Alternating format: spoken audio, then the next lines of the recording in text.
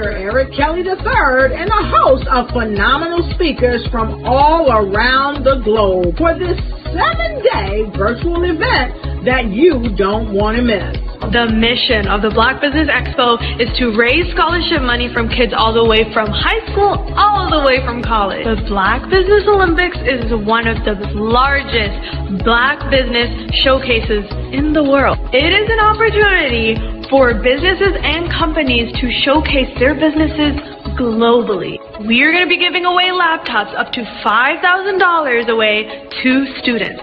Again, I'm Olivia Appleberry, the founder of 2 Cents Finance and one of the speakers for the expo. I am so excited to see you there. For more info, go to www.blackbusinessexpousa.com or call 919-308-9090 and hope to see you there. I am Black Business. From the moment I wake until the time I sleep. Yes, I am Black Business. I am Black Business. Tell me, are you Black Business? I am Black Business. Do you support Black businesses?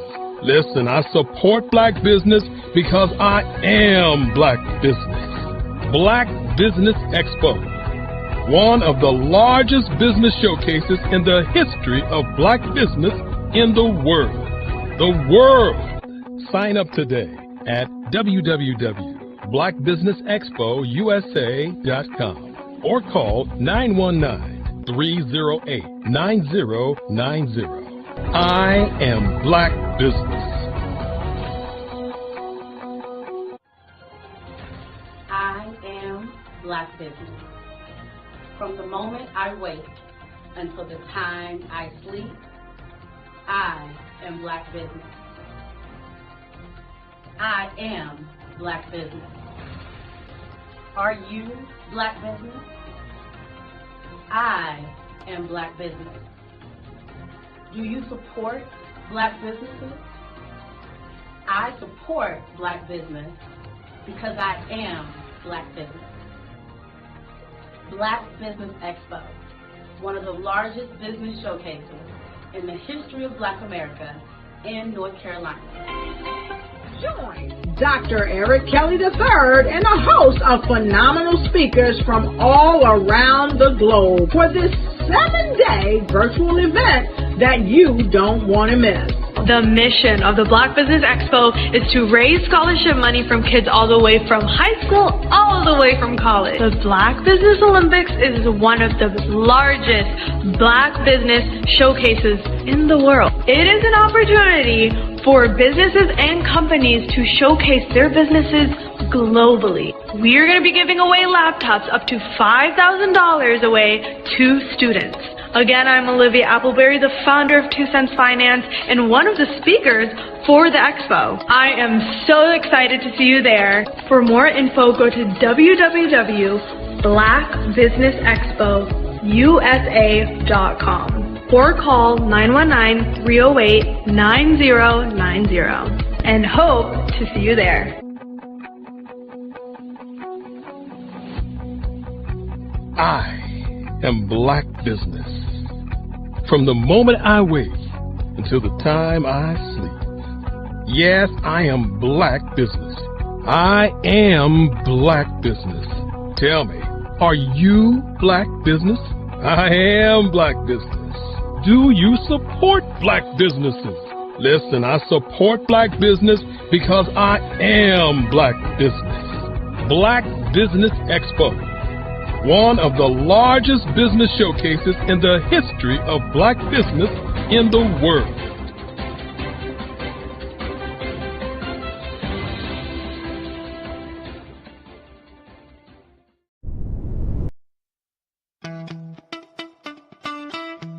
How many times have you been asked to help someone you didn't even know, a student, a business entrepreneur? Or did you ever even ask, where did they end up? That business, that friend, that entrepreneur. Well, just maybe they ended up in a gang, bankrupt, homeless, or worse, dead. Maybe they turn to crime, drugs, and alcohol.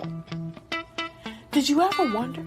Did you destroy their dream, or was your life always so easy? At the Black Business Olympics, we started a movement to help students complete. Give them hope and foster success. Help them to leave their dreams of providing laptops, computers, and up to $5,000 in scholarship funds.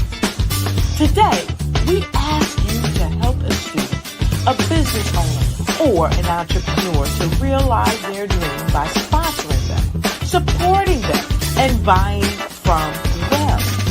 Consider this. With $1.6 trillion in our Black community, we only ask for a small donation for our students, our businesses, and our entrepreneurs. And you can change a life today. So I ask you, what are you going to do? Sit on the sidelines and watch our students in high school be losers, miss out on their dream from lack of resources? Or are you going to donate to the movement and change their future and yours as well? Give us a call today at 919-308-9090. Change their life by investing with action to the Black Business Olympic Fund. The Black Business Olympics, one of the largest business showcases of Black business in the history of the world.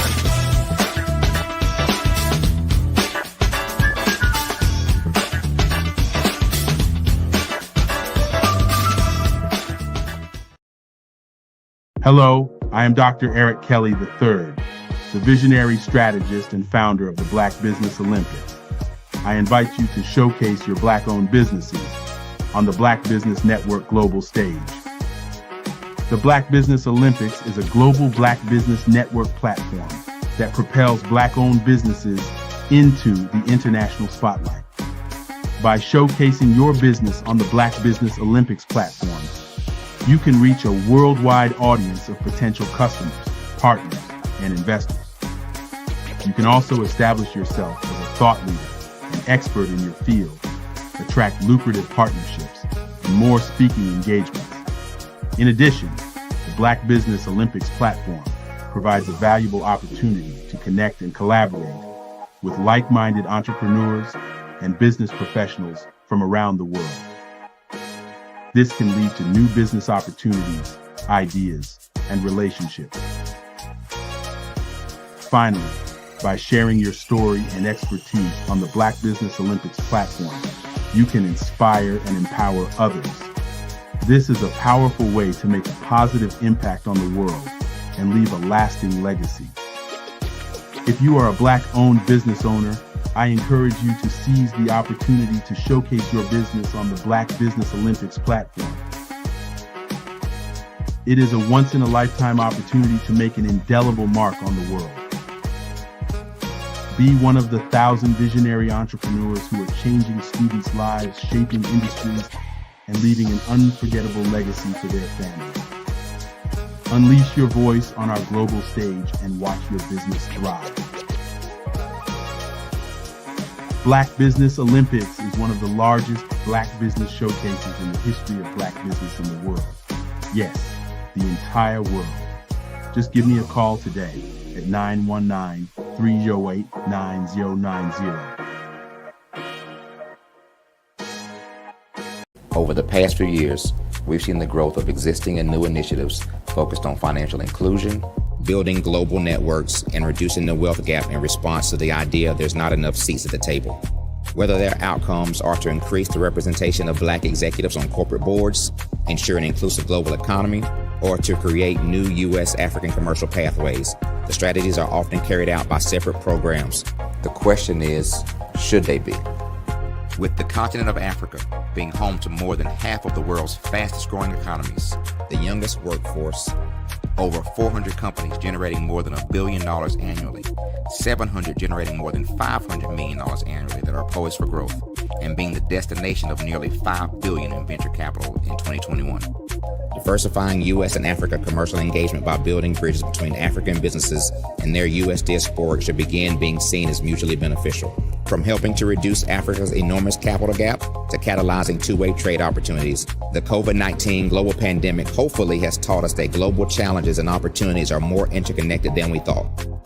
During the pandemic, African companies like Unicorn Flutterwave, insurance provider Reliance Health, ride-hailing app Yasir, and 54Gene, the continent's first bank of DNA on people of African descent, proved that when African companies have access to networks, capital, and information, they grow big, grow fast, and create solutions that are valuable to the world. This is why Be Direct was created. We are the first U.S.-based but African-centric board preparedness and board search company designed to connect U.S. Black talent and corporations to African businesses. Unique and fundamental to Be Direct's success is our process of helping board candidates adapt their experience and networks to an African context before they're connected to high-growth companies that are looking to locally and globally scale. From our focus groups with African business execs and government leaders, we don't ignore the sentiment that business is easy, but people are hard. Having a pool of board candidates with hard-to-access networks and extensive experience across the business life cycle, including successfully raising capital, is table stakes for an initiative like this. So yes, we have that. But corporate or entrepreneurial success in the U.S. does not guarantee success in Africa.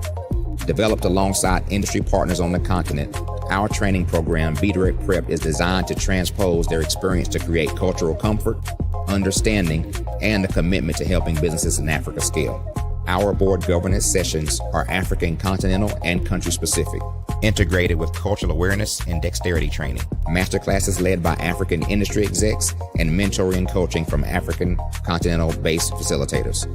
But even more unique to Be Direct Prep, we cap off our training program with an immersion trip to help candidates that have not been to Africa before see and feel Africa's complexity and opportunity from African soil.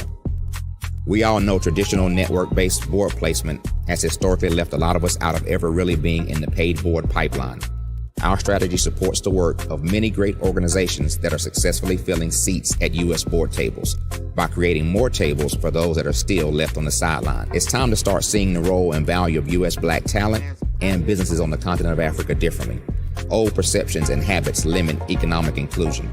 Let's transition Black talent and the African businesses they will support from the periphery of the global economy to its core. Living in a global lockdown, we all know now how fast local and global economies can change, and see the value of having businesses that hire, strengthen local value chains, and even grow globally. Status quo in any form holds back progress. We must democratize U.S.-Africa commercial engagement by socially and economically connecting cultures that have long been disconnected. It's time for Africa's U.S. diaspora to redefine their global value by helping African businesses scale continentally and globally.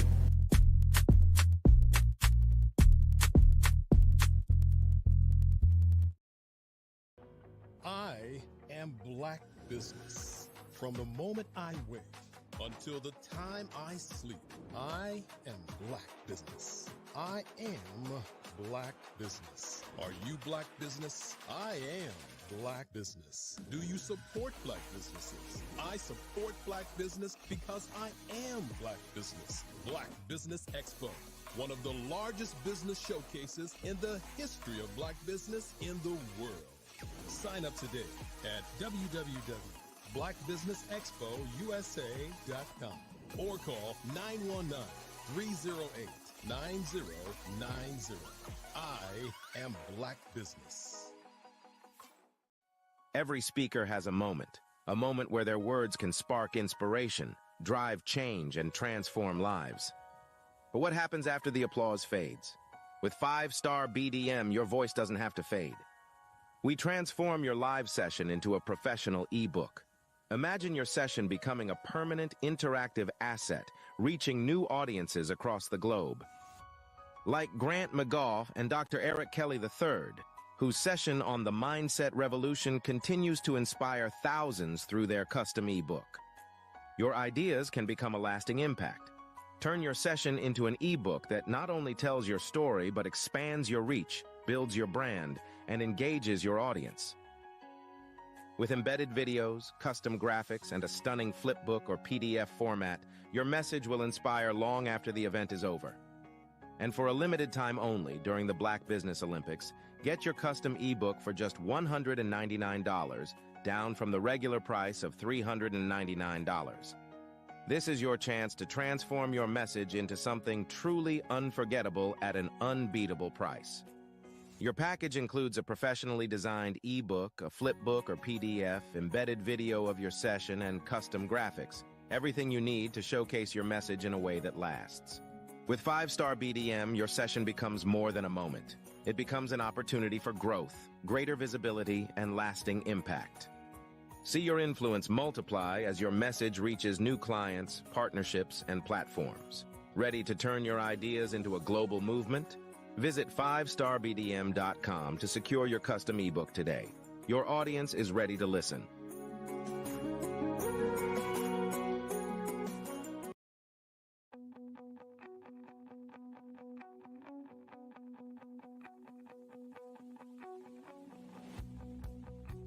I am Black Business.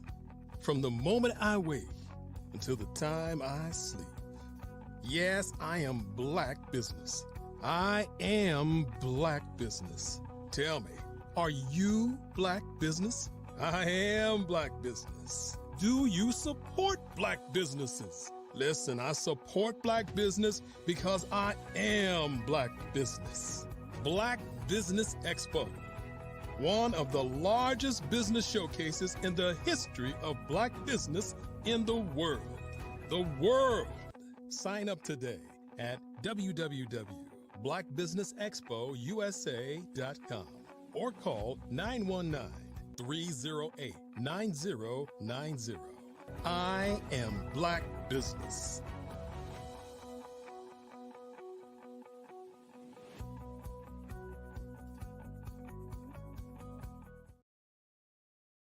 Good day, business owners, entrepreneurs, thought leaders, and corporations, and welcome to the Black Business Network. My name is Grant McGaugh, CEO of 5-Star BDM and host of the award-winning Follow the Brand podcast and TV series. And I am your business moderator for this session on the Black Business Network. The Black Business Network is a 24-hour business network showcasing Black businesses, business owners, entrepreneurs, and thought leaders worldwide. And we have speakers from North Carolina, London, Singapore, Africa, Japan, and cities all over the United States. The Black Business Network is a global community sharing its knowledge to empower, inspire, and educate businesses about business. And I want to bring to the stage a very well-known businessman, Sidney Warnsby. He is a dynamic business executive with over 30 years of experience in crafting and integrating solutions that deliver real results. With expertise in business startups, turnaround, Six Sigma, and total quality management, Sidney has driven success across industries, holding senior roles at JP Morgan Chase, Citigroup, and PepsiCo. And as president of a multi-location restaurant business, he is the adjunct professor at Brooklyn College, and he's educated future leaders, while his coaching work empowers CEOs, small business owners, and minority entrepreneurs to achieve explosive growth. A dedicated mentor and community leader, Sidney is committed to inspiring youth and fostering development in all aspects of life. So I'd like to bring to the stage Mr. Sidney Warnsby. Sidney, you there? I am. How are you doing today? Good. There I am. How are you? I am doing great. I always love to see you. You're in the Big Apple, right? A lot of hustle and bustle and things happen in such a city with so much going on. You just had the World Series there. I want you to just tell the audience just a little bit about what's going on in New York. I mean, what's your experience there? So, yeah, it's been a lot going on. The Yankees fans are sad. The Mets fans are sad. The Jets fans are mad. They won last night. We're talking about. It doesn't stop them being mad. Oh, Now they're always mad. I think that's part of their business. not meeting the expectations, but other than that, from the business perspective, the business community, things are thriving up here, and so I guess that's all we have to look forward to at this point. Oh yeah. Oh yeah. Well, we're going to continue that conversation because you have an interesting business, and that you have a Latin name. You're going to have to help me pronounce it because it's very interesting. And you chose this name for a reason and a person and a passion. Tell us more about that. So my business name is Huertas A Decus LLC, and Huertas A Decus is Latin. Can be translated one of two ways. Huertas can either be honor or excellence. So it's either honor and distinction or Okay. excellence and distinction. And I chose that in honor of my parents and how they raised me. My dad was military, so I grew up a military brat. Acting honorably, responsibly, with a sense of duty, um, was always a part of how we were being raised. A very disciplined family and household as well. And so we were always taught in terms of if you want to distinguish yourself from others, be responsible, be honorable, be consistent with what your duties and responsibilities are, but also act with excellence, do things with excellence. So, we got to teach all the time about one, if you're going to be a street sweeper, be the best street sweeper. Whenever you do, be twice as good, and you will need to be twice as good, given our state and status within America. So you have to be twice as good. So go out, be twice as good, so that you can distinguish yourself from everyone else. So I chose the name for the business for that, and that's what I try to bring to my clients, a sense of excellence, so that they can distinguish themselves from the rest of their competitors. So how do you um, high performance people, that they get the execution and the results that they're looking for, and that their clients or customers are looking for, and that distinguish them from the rest of the market. So important what you say. You remind me. Now I've had over 200, podcast episodes that I have developed, and the second one, number 2 in that whole 200, was on personal code. You have to have a personal code um, when you're looking in your career, in your business, in your life. A personal code. What you just said there, that's your personal code. I love that, and how you got that associated that with your parents and what it's about and what you lead with. With a personal code, you have direction. I think certain people don't have that code, and so they kind of like all over the place. They don't have a guiding point, a north star that kind of keeps them grounded. I like what you said there. Now, you're an entrepreneur. You're in business. And I appreciate that because of your history in corporate America, that Fortune 500 experience that you now bring to an entrepreneurial base, small business owner base. Tell me a little bit more about your practice and how you help businesses. Okay.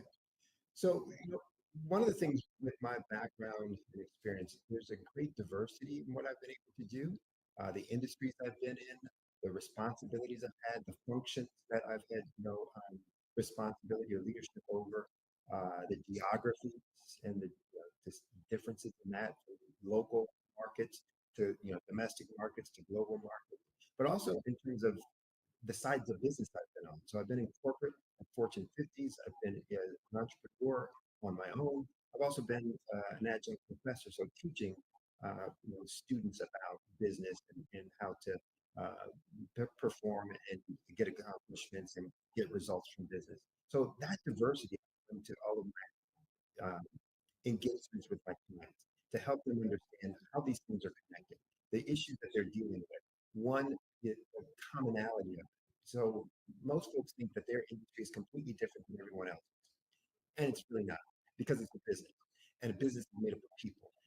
People are going to all be the same in terms of how people react, respond, behave is the same country to country, individual to individual. And so we can rely on those similarities and commonalities to say, how do I function?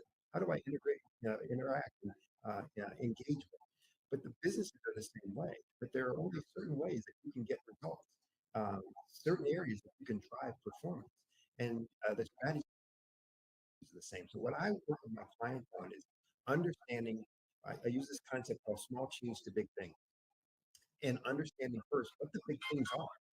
The big things are these 5 areas that every business who's going to grow grows from. There aren't any others. I don't care what anyone says. These aren't secrets. It's not like Sydney thought them up. It's not like I invented them.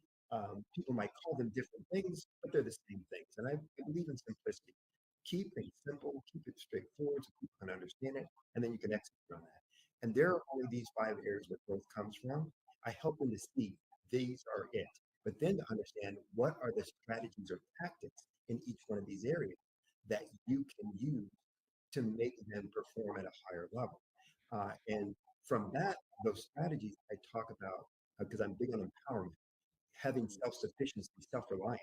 And so I work with them on understanding what they control in process, in procedures, and behaviors. That making small changes in process, procedures, and behaviors can have transformative impact on their organization, on these 5 functions, that we're talking about. And so by doing that, one, there's no cost because you're changing a process, you're changing a procedure, you're changing your behavior. I don't need to wait on equipment. I don't need to get a loan. I don't need to wait until I can improve my P&L. I can do that right now. 2, it's quick to have impact because as soon as you change the process, you're starting to change and starting to get results. Yeah. And 3, there's no cost. There's just really, again, because you control all this stuff. I don't have any cost associated with it, so I have control. I have no cost, and it's going to be quick to have impact. And so that's how I make a bold claim that I can get you to double your profit in 12 months or less. And that's how. It's not a secret. You can do it on your own if you know these things or have the bandwidth and commitment to do those things. But it's just that straightforward. So important, and knowledge is power. Because you just created that curiosity. Anybody listening, like you said, 5 things. What are those? Come on, like shit. But you have to. Yeah. And I love how you did that because a master of business development understands how to create curiosity. Mm-hmm. You establish your credibility, which was awesome, and we've been doing that now for the last 10 minutes or so. But now you've established curiosity because anybody in business is like, hey, he's got 5 things I can do that don't cost me anything, but will have major impact in my business. I wonder if he's going to tell us. Well, and again, I have no problem telling folks because they're the same everywhere. And when I say them, most people are going to go, duh, of course. It's like, well, yeah, the secret really isn't in knowing what they are. It's in what you do to have impact and how well you do those things to get change and impact. So the 5 areas are very straightforward and simple. First, you got to get a lead to be able to get a sale. So to grow your business, you got to get more leads. Not a surprise, right? When you get leads, you got to convert them into being a paying customer, somebody that you're taking from being a stranger to handing you over money. How do you do that? 1 minute they're a stranger, the next minute they're giving you money. What a deal! How do I get that gig, etc. So, but to grow, you're going to have to convert more of those leads into paying customers. Third, pricing. One, how much are you going to charge for whatever it is that you do? And how do you increase the value proposition of what you do so that you can charge a higher price? Because that's how you can grow, by increasing your prices. And it's not as simple as just, I'll jack up the price. Sure, and you could lose sales. So there's a right way to build the value proposition so that people are willing to pay more because they say it's worth more to me. And that's the key. How do you identify that? How do you create that? But the 4th is around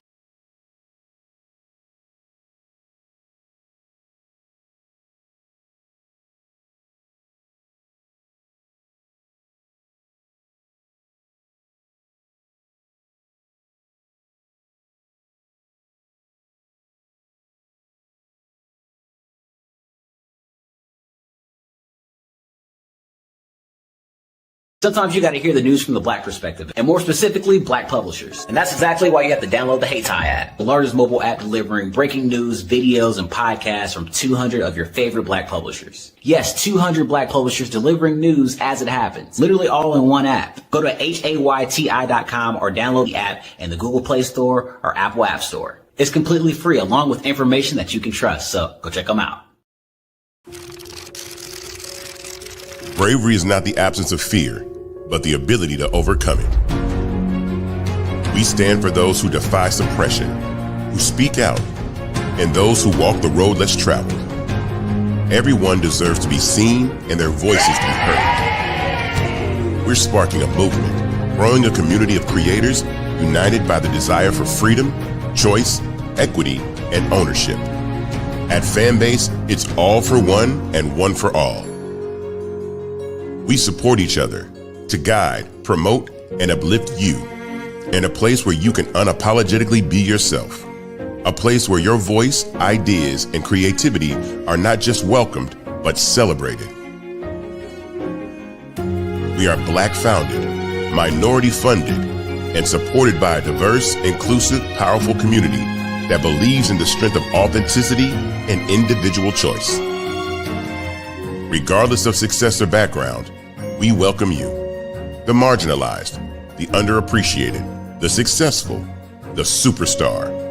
We're for all who seek a space to express themselves freely, where they are rewarded for being their authentic, true self. We transcend labels because only we have the right to define ourselves. We are built for the brave, the culture, the creators, and for the future where everyone has a power to shape their own destiny, where all are empowered, voices are amplified, and freedom is embraced.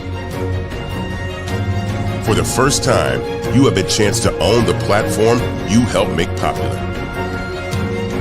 It's a revolution, a movement in how we connect, create, and share. Everyone is a creator, and everyone has a fan base. Here, you can be you without limits.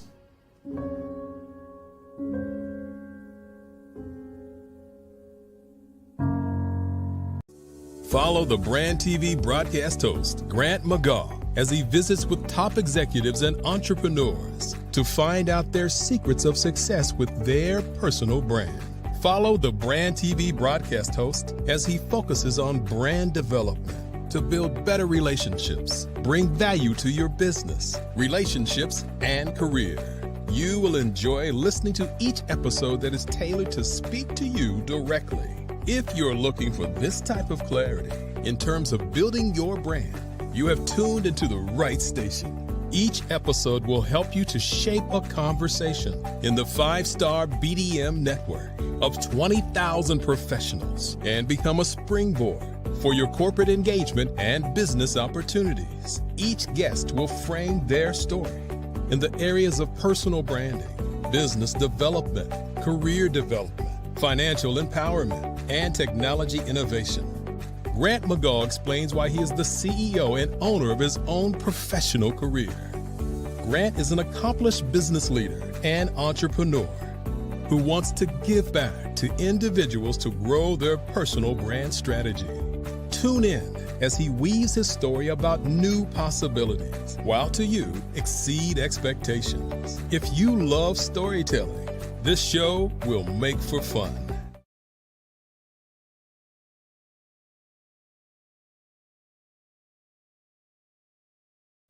Welcome to the Follow the Brand e-commerce store where style meets quality. Dive into a world of exclusive apparel and unique designs. Whether you're looking for a statement piece or a casual tee, we've got something for everyone. Explore our diverse collection featuring brand t-shirts and custom designs. From the impactful Lead with Impact Vision to Victory series to personalized creations, our store offers a wide array of options. Discover courses and more, all designed to elevate your brand experience. At Follow the Brand, quality is our promise. Our products are crafted with the finest materials, ensuring durability and comfort. Plus, we offer the best deals to our customers, making premium fashion accessible to all. Enjoy secure payment methods for a seamless shopping experience. Our featured products include the Follow the Brand Podcast t-shirt, available for just $19.99. For those seeking something special, explore our cover art t-shirts, showcasing designs by Grant McGaw and 5-Star BDM and more, each priced at $89.99. Available in sizes small to extra large, these tees are perfect for any wardrobe. Don't miss our limited time offer on the special edition t-shirt. Featuring the 5-Star BDM logo on the back and your favorite guest picture on the front, this exclusive piece is now available at a 20% discount. Shop now and make it yours. Enjoy worldwide shipping, bringing our high-quality products to your doorstep no matter where you are. With the best offers and secure payment options, shopping at Follow the Brand is not just convenient, it's a pleasure.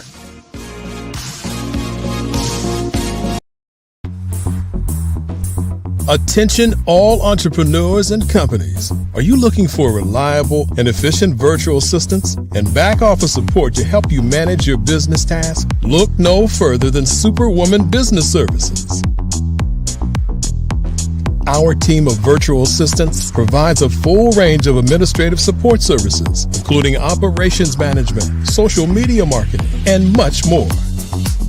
We also offer website design services to help you create a professional online presence that reflects your unique brand. In addition to administrative support and website design, we offer business development and structuring services to help you grow your business and achieve your goals. We'll work closely with you to identify areas of improvement and develop a customized plan to help you reach your full potential. At Superwoman Business Services, we understand that running a business can be overwhelming and time-consuming. That's why we're here to help you fly high and achieve success. Our virtual assistants are highly skilled, experienced, and dedicated to providing you with the support you need to thrive. Come fly with us and take your business to new heights. Let us help you become the superhero entrepreneur you are meant to be.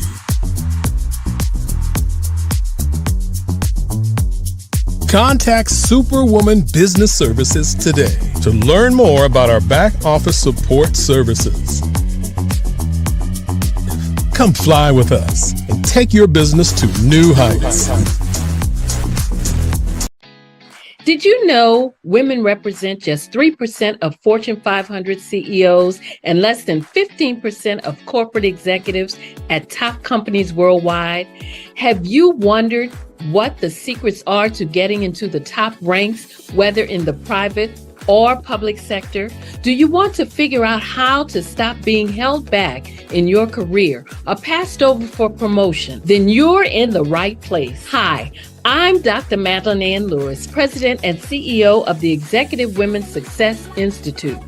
I have decades of experience in the military, the federal government, and corporate America, and my mission is to help women succeed and tap into their full potential. I want to reach 1 million+ women around the world to become the leaders they are meant to be. So if you want to move into a management or executive level position, or maybe you are a female veteran transitioning out of the military into business entrepreneurship, then reach out to the Executive Women's Success Institute at 301-693-3284. Let us get you on the fast track to success.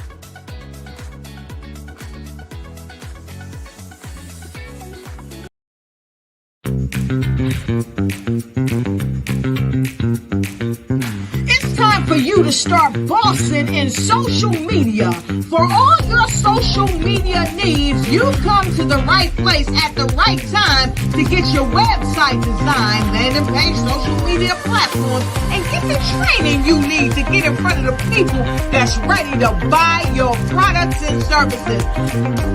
Let me train you with StreamYard, Zoom, Clubhouse, and much more. And let me help you get your virtual professional Not assistants, because assistants can only assist you, but the virtual professional can give you that professional flavor that you need to expand your reach and increase your revenue.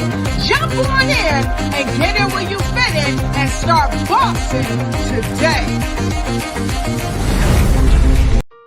Hello, this is Israel, and I am CEO of Daydreams Interactive and author of Princess Planet. So, genius is common, and as a kid, I loved to daydream. Even as an adult, I love to daydream.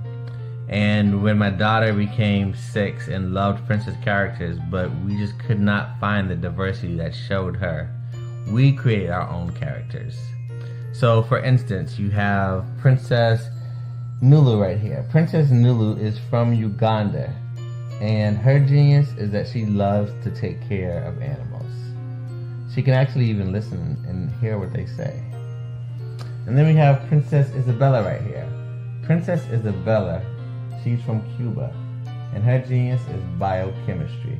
One day she hopes to eliminate disease. Then we have Princess Nia right here, and Princess Nia is based off of my daughter, and she is what she wants to be, the greatest dancer alive. So that's her genius. So what's your genius? My genius is my imagination. Genius is common.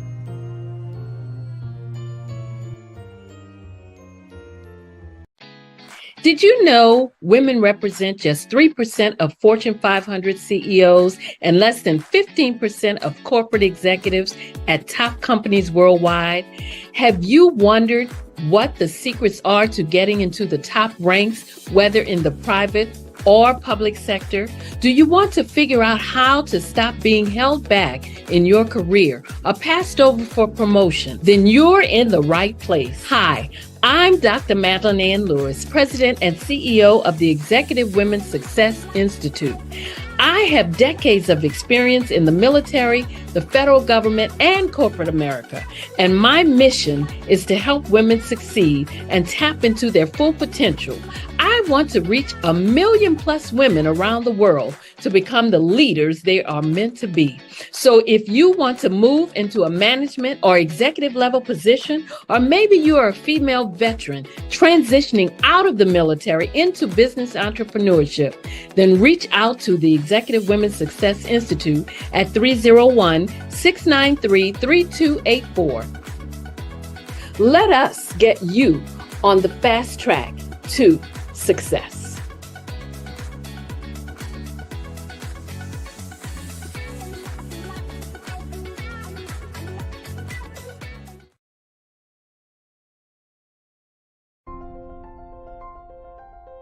What if you could build your own city?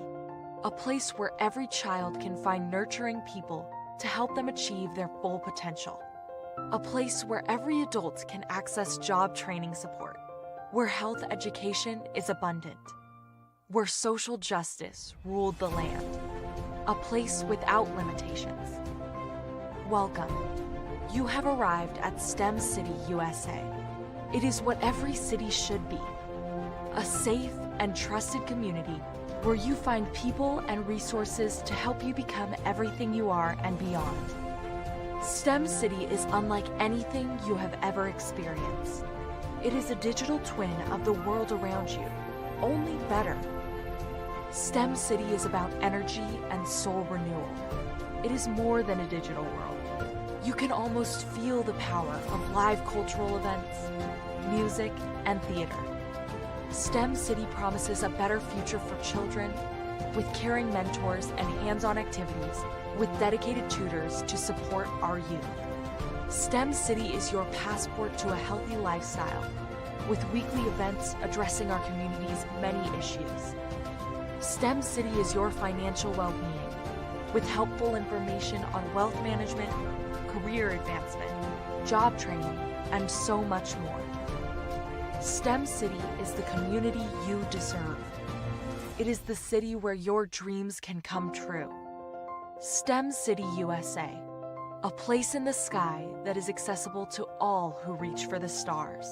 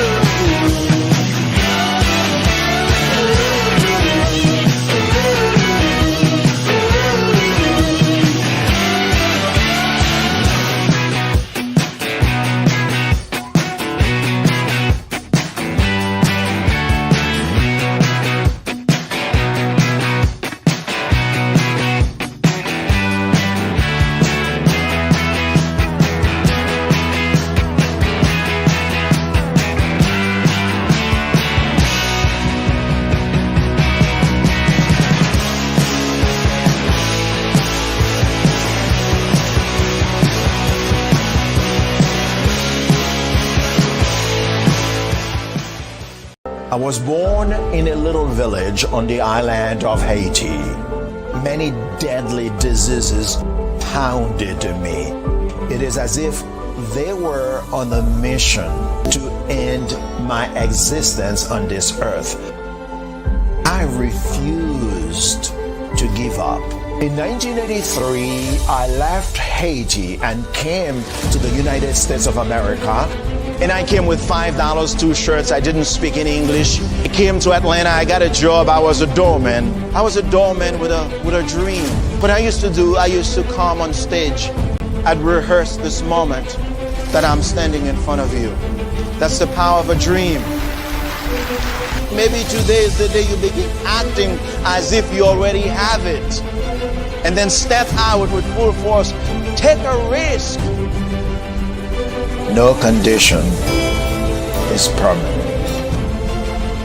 Don't let your situation distract you. You are chosen. You are called. You are born for a purpose in this life.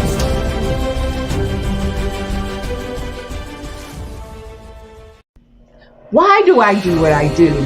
You know, my life coach asked me that a few years ago. And she said, Tony, what's your why? And I told her, and she said, girl, you've already accomplished that. Perhaps you need a new why. Hi, Tony Harris, Amy Hoydu with Say It Said Marketing, one of your students. And just wanted to say thank you, Tony Harris, for spending so much time with me and giving me that boost in my business that I so drastically needed.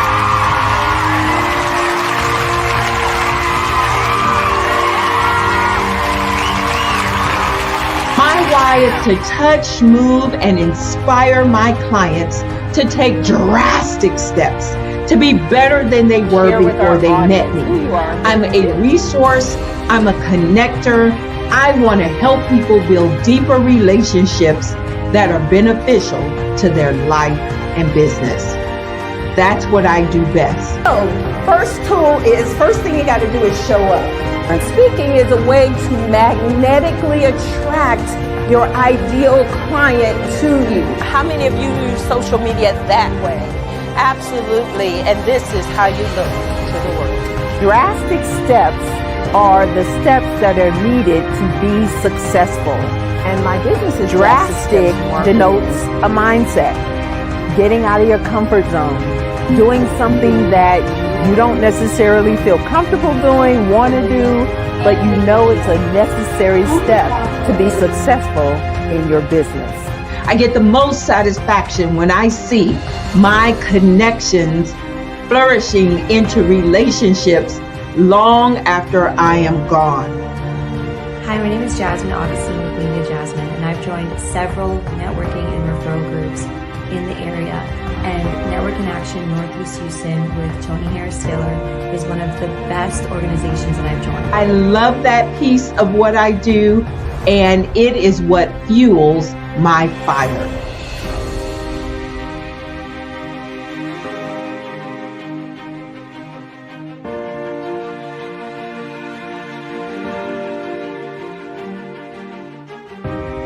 My name is Tony Harris Taylor, saying take a drastic step today for a fantastic tomorrow.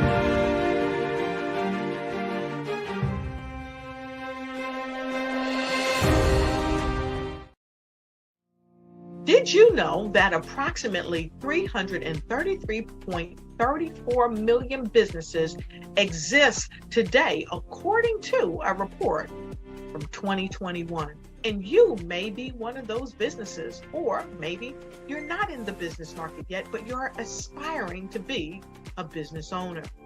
Well, guess what?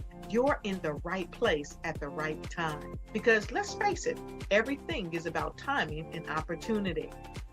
Hi, my name is Dr. Lotus Richey, and I'm the CEO and founder of the Lotus Richey Coaching and Consulting LLC, along with the Lotus Richey Ignite Show.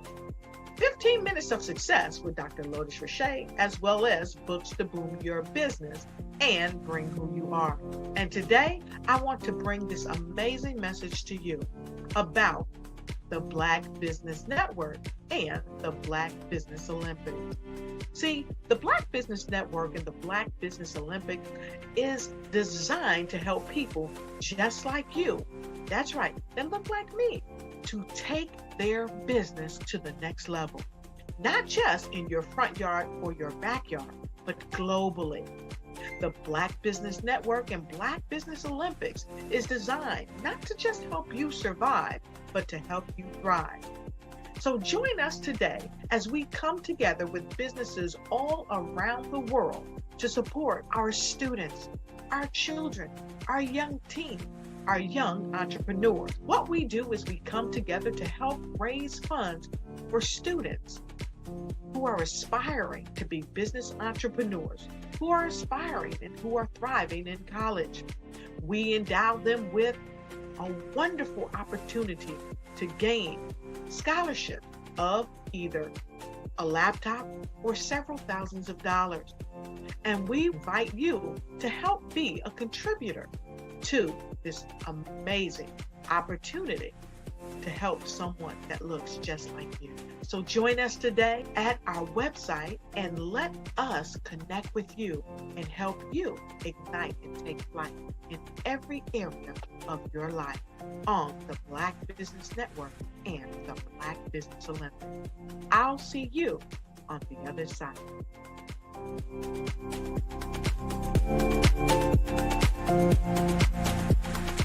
The Black Business Expo's mission is to raise funds for high school seniors going to college or K-12 entrepreneurs. This expo is a fundraiser for students. Please, you may go to www.blackbusinessexpousa.com to donate to the scholarship fund or use the Cash App at $BBXUSA. Our goal is to give laptops and up to $5,000 to 10 students. Students can register online at www.blackbusinessexpousa.com. Every dollar counts. Please donate to the Black Business Expo USA Scholarship Fund.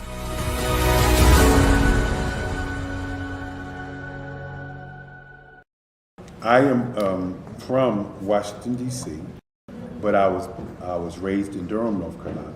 I came to Durham when I was about 5 or 6, and then I traveled back and forth to D.C. because it's where my people are from. One of the unique things about my family is my mother, she's also an artist. She does quilting, and she does a lot of artistic things. And then my son, he draws with both hands, his right hand and his left hand like I do. So that's kind of a family trait. And then my other son, he's a videographer, and my daughter, she works, she's a regional vice president for Sunglass Lab. When you start out drawing and sketching, you want to continue to explore, each avenue. I do pastels, I do pen and ink, I do painting, I do acrylics. I haven't done oils yet, but I try to do all facets of art. What I say to a lot of times to people is, you can't put yourself in a box when you're an artist. You have to explore. And over the course of my life, I've tried to explore different mediums. I also do sculpture as well. I choose my subjects by the intensity that they have in their faces, or the intensity that somebody is moving, because I do more than portrait drawings. I also do I do abstract, and then I do figurative drawing also. Well, what happened in this particular show is that I started out trying to come up with something that would be a little bit different than what everybody else is doing. So I was working on a Barack Obama show, and they wanted me to do some paintings of Barack. And so what I did was, because of the deadlines, I kind of did it kind of fast. And then I realized when I was doing it fast, I enjoyed it. And so then I started doing other pieces the same way, and I started to enjoy those pieces also. And so I came up with this particular style, and it's a style of lines and colors. And what's interesting is that when I was in college, I did a show called Lines, Colors, and I talked about the boldness of the blacks, the the hotness of the whites, and this is how this has come about, later on in my life. And the colors comes from a lot of the entertainers that I work with, where they wear different colors. They don't wear, your plain reds or your whites. They wear different colors, and so that's also another piece of what's giving me the colors. The subtitle of this show is Faces That Speak Life. That's real critical. Faces that speak life. Each one of these pieces is a life source and a life energy that's being put on display for people that are looking at it. I always say in terms of my art, it's not important that I draw them. It's important what you get out of what I draw. I don't try to just draw it because you like it. People wanted me to do prints. I didn't do prints. People asked me to do different people, but the people that I choose are people that make a difference in the lives of people in the world. So the human landscape idea was, again, as I say, the lines represent your emotions, it represents your ideas, and it represents your journey as a human being. And that's why you get the different pieces and the different looks. And as you notice, I try not to do one look that looks alike another look. And that's what's the most important part of this show. How many times have you been asked to help someone you didn't even know, a student, a business entrepreneur, or did you ever even ask, where did they end up? That business, that friend, that entrepreneur. Well, just maybe they ended up in a gang, bankrupt, homeless, or worse, dead. Maybe they turned to crime, drugs, and alcohol. Did you ever wonder? Did you destroy their dream, or was your life always so easy? At the Black Business Olympics, we started a movement to help students complete. Give them hope and foster success. Help them to leave their dreams of providing laptops, computers, and up to $5,000 in scholarship funds. Today, we ask you to help a student, a business owner, or an entrepreneur to realize their dream by sponsoring them, supporting them, and buying from them. Consider this. With $1.6 trillion in our Black community, we only ask for a small donation for our students, our businesses, and our entrepreneurs. And you can change a life today. So I ask you, what are you going to do? Sit on the sideline and watch our students in high school be losers, miss out on their dream from lack of resources? Or are you going to donate to the movement and change their future and yours as well? Give us a call today at 919-308-9090. Change their life by investing with action to the Black Business Olympic Fund. The Black Business Olympics, one of the largest business showcases of Black business in the history of the world.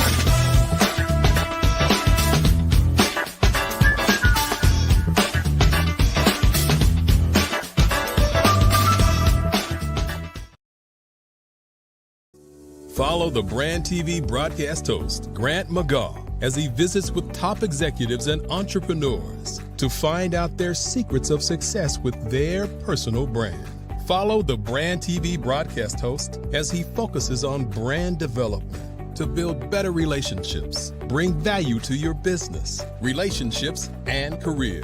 You will enjoy listening to each episode that is tailored to speak to you directly. If you're looking for this type of clarity in terms of building your brand, you have tuned into the right station.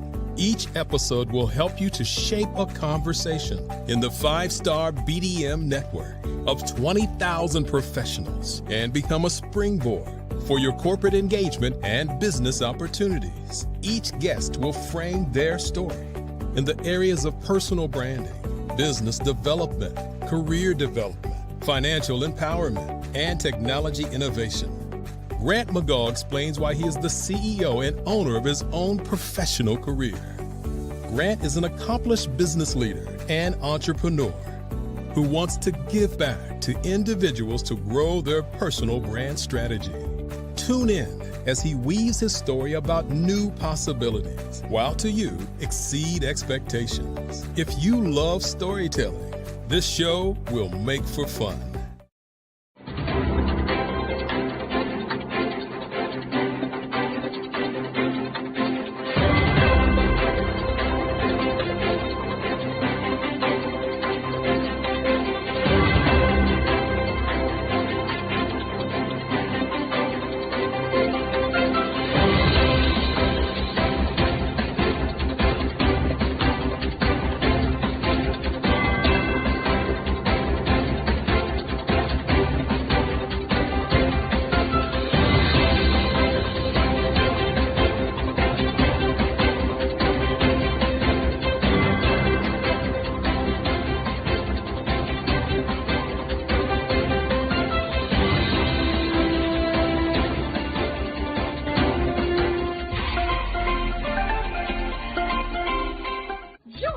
Dr. Eric Kelly III and a host of phenomenal speakers from all around the globe for this 7-day virtual event that you don't want to miss. The mission of the Black Business Expo is to raise scholarship money from kids all the way from high school, all the way from college. The Black Business Olympics is one of the largest Black business showcases in the world. It is an opportunity for businesses and companies to showcase their businesses globally. We are going to be giving away laptops up to $5,000 away to students. Again, I'm Olivia Appleberry, the founder of 2 Cents Finance and one of the speakers for the expo. I am so excited to see you there. For more info, go to www.blackbusinessexpousa.com or call 919-308-9090 and hope to see you there. I am Black Business. From the moment I wake until the time I sleep. Yes, I am Black Business. I am Black Business. Tell me, are you Black Business? I am Black Business. Do you support Black businesses? Listen, I support Black business because I am Black Business. Black Business Expo, one of the largest business showcases in the history of Black business in the world. The world! Sign up today at www.blackbusinessexpousa.com or call 919-308-9090. I am Black Business. I am Black Business. From the moment I wake until the time I sleep, I am Black Business. I am Black Business. Are you Black Business? I am Black Business. Do you support Black businesses? I support Black business because I am Black Business. Black Business Expo, one of the largest business showcases in the history of Black America in North Carolina. Join Dr. Eric Kelly III and a host of phenomenal speakers from all around the globe for this 7-day virtual event that you don't want to miss. The mission of the Black Business Expo is to raise scholarship money from kids all the way from high school, all the way from college. The Black Business Olympics is one of the largest Black business showcases in the world. It is an opportunity for businesses and companies to showcase their businesses globally. We are going to be giving away laptops up to $5,000 away to students. Again, I'm Olivia Appleberry, the founder of 2 Cents Finance and one of the speakers for the expo. I am so excited to see you there. For more info, go to www.blackbusinessexpousa.com or call 919-308-9090 and hope to see you there. I am Black Business. From the moment I wake until the time I sleep. Yes, I am Black Business. I am Black Business. Tell me, are you Black Business? I am Black Business. Do you support Black businesses? Listen, I support Black business because I am Black Business. Black Business Expo, one of the largest business showcases in the history of Black business in the world.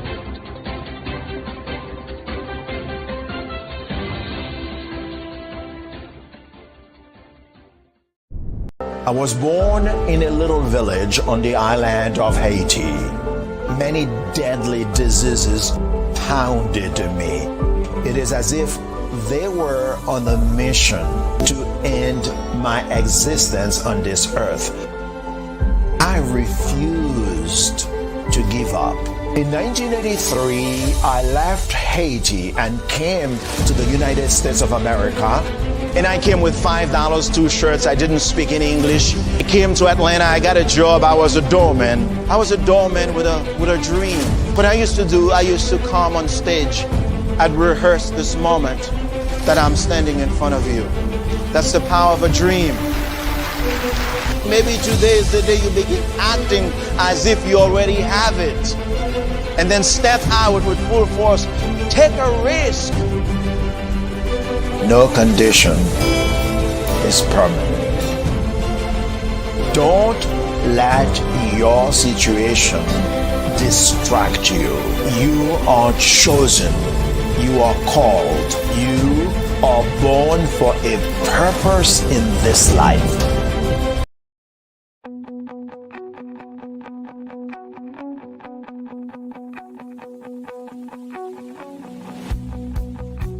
I am Black Business.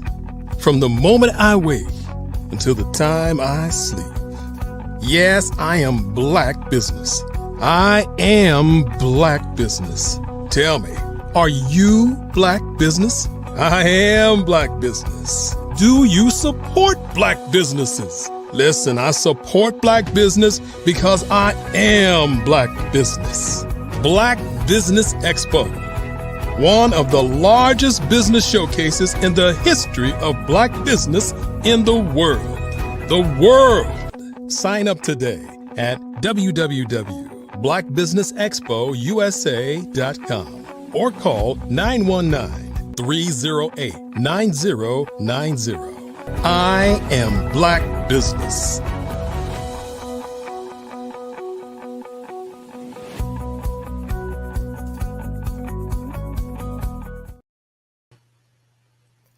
Good day, business owners, entrepreneurs, thought leaders, and corporations.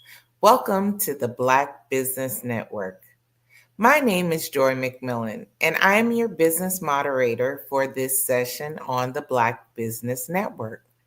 The Black Business Network is a 24-hour business network showcasing Black businesses, Black owners, entrepreneurs, and thought leaders worldwide. We have speakers from North Carolina, London, Singapore, Africa, Japan, and cities all over the United States. The Black Business Network is a global community sharing its business knowledge to empower, inspire, and educate businesses about business. I want to bring to the stage our first speaker, Andrea Adams, public speaking coach. Andrea is a passionate enthusiast of books, skydiving, scuba diving, gourmetizing, nature views, and high heel shoes. She is an avid reader and is the co-founder of the esteemed Keg Book Club. She is currently making waves in the podcasting realm as the host of Babble with Me, featured on the Los Angeles Tribune's podcast division. As an ICF accredited coach, speaker, mentor, and media personality, Andrea's power voice was catalyzed after receiving mentorship from the legendary Les Brown. Further guidance from John Tallarico in the Thinking into Results methodology has empowered her to mentor youth by fostering their public speaking skills, has empowered her to enhance their self-awareness, transforming mindsets and nurturing positive relationships with themselves and with others. Notably, she's benefited from the mentorship of Michael Silvers at the Mentor Studio. In addition to being a devoted mother and an accomplished entrepreneur, Andrea holds the distinction of being a multi-best-selling author. She passionately advocates for A21.org, dedicated to ending modern-day slavery and human trafficking.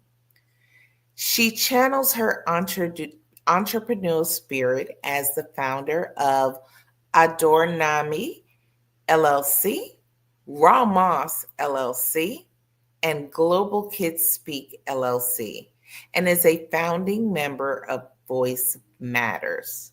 With that, I present to you Andrea Adams.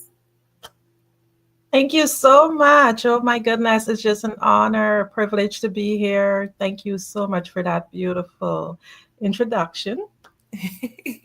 You're very welcome. You're very welcome. So nice to have you on the show. I wanted to start off with talking about your origins and your mission. What inspired the creation of the Global Kids Speak, and how has the organization evolved since its inception in 2001? 2021.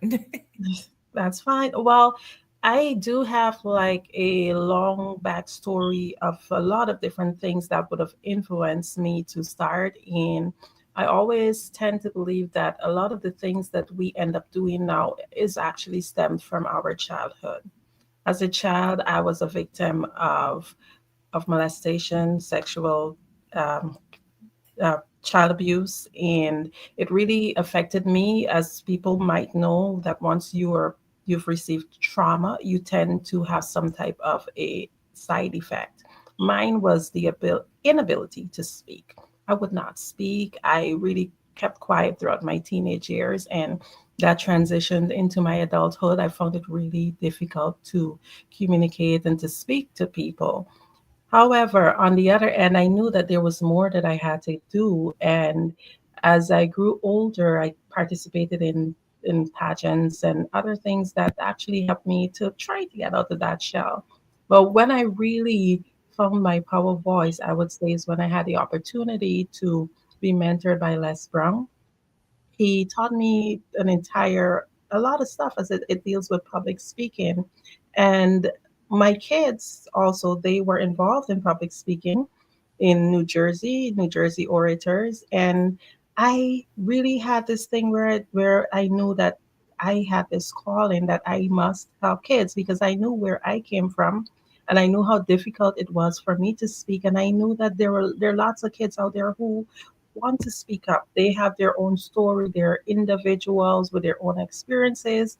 And a lot of times, knowing from my own background, we were told in the Caribbean, children should be seen, they should not be heard. And I do not believe that. I believe that children are individuals with their own experiences and they should be allowed to express. So, with all of those things combined, it really influenced me to create Global Kids Speak, because it was an opportunity where my kids can also get to speak, and kids from around the world.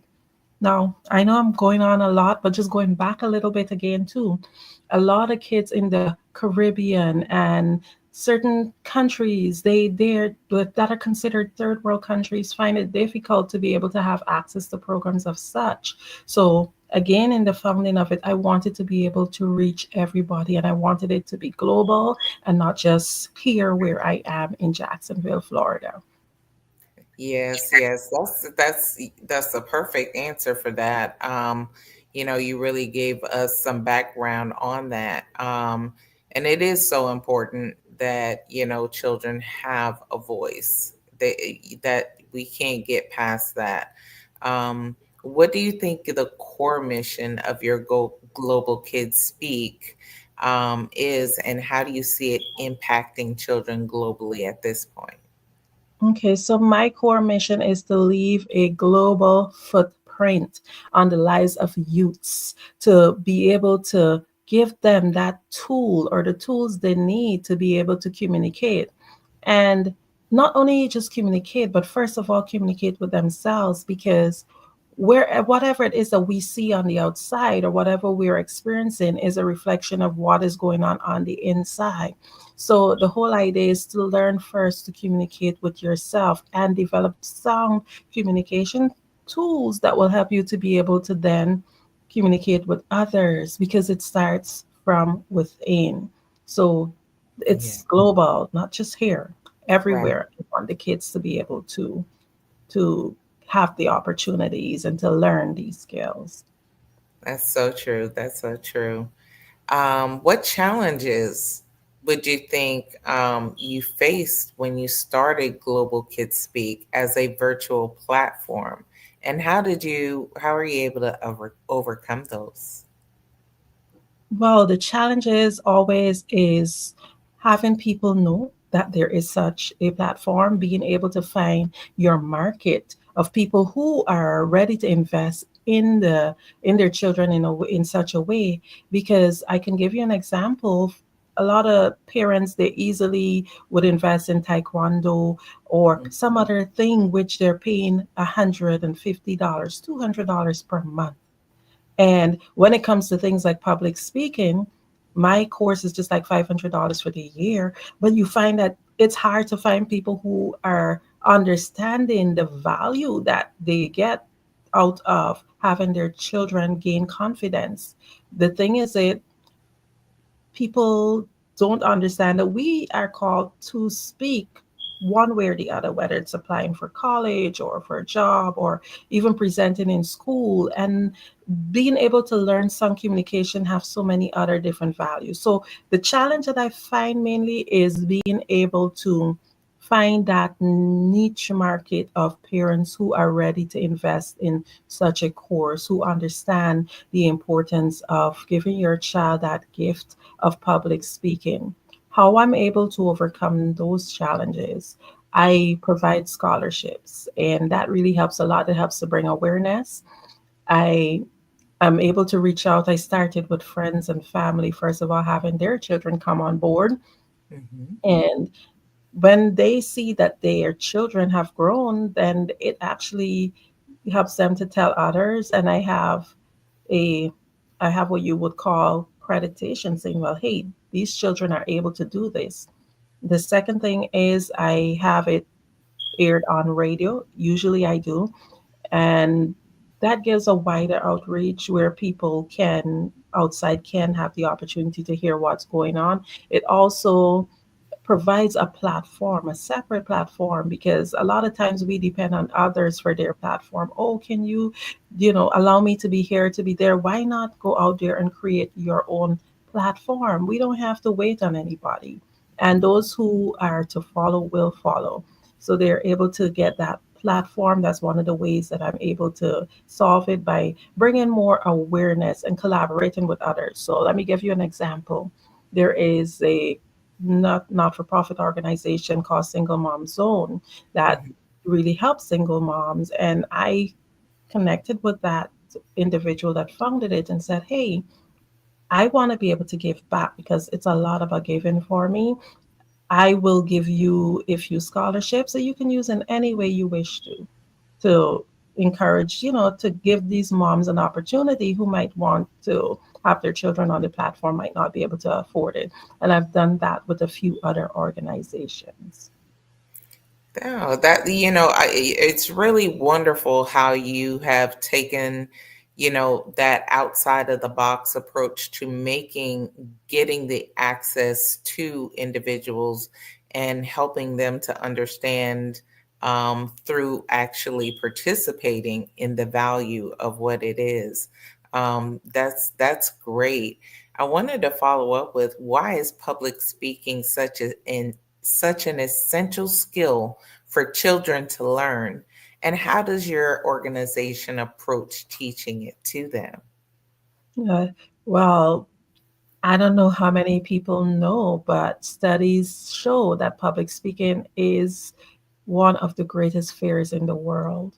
I was reading a book, and I can't remember who it was by. I think it was John Maxwell, and it was based on studies. They say that people, when they're asked to give a eulogy at a funeral, based on studies, they say people would prefer to be dead than to actually, to give the fear of public speaking. And I was also reading Think and Grow Rich. And in terms of the fears, actually, the fear of death comes below the fear of public speaking, which is mind blowing. So Right. generally, we as humans, if we're being honest with ourselves, even us who participate a lot in speaking publicly and have grown used to it, we find ourselves having the nerves. And the thing is that if we can help our kids or help the children to understand this, the importance, public speaking is a skill that anybody can master. And like many other things, it's just about practice.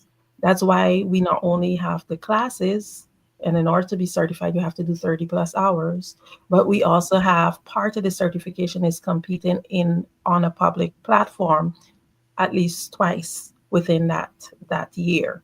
And we also have collaborated with Dr. Kelly, and he has gracefully allowed us the opportunity for us to have our students come on here and sometimes moderate. So they're getting the exposure. So one of the things that people need to understand to get over that fear, to help them, is to actually do it.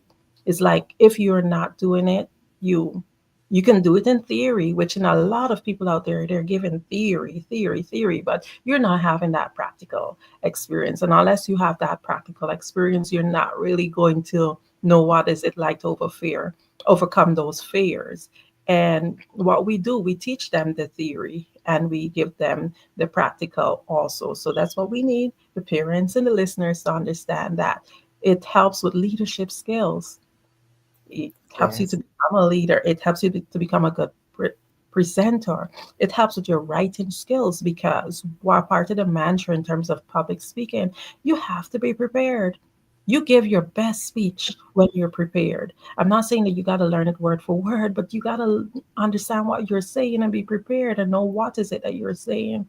And it the list goes on. Yeah. So what you're doing when you become an active public speaker, and it doesn't have to be that you want to present on stage. You do public speaking as an adult or as a child because you want to be able, if you're asked to make a toast at a wedding, at the job, when you have presentation skills, eventually you find yourself being asked to present and taken into leadership roles.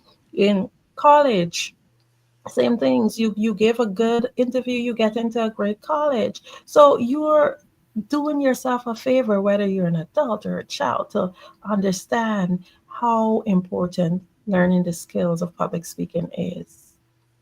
So true. That is so true. I hear what you're saying as far as how important that is for the children, and I love that approach in teaching it. Getting them that opportunity to get on platforms such as this to hone in those skills that they've been taught by you. That is wonderful.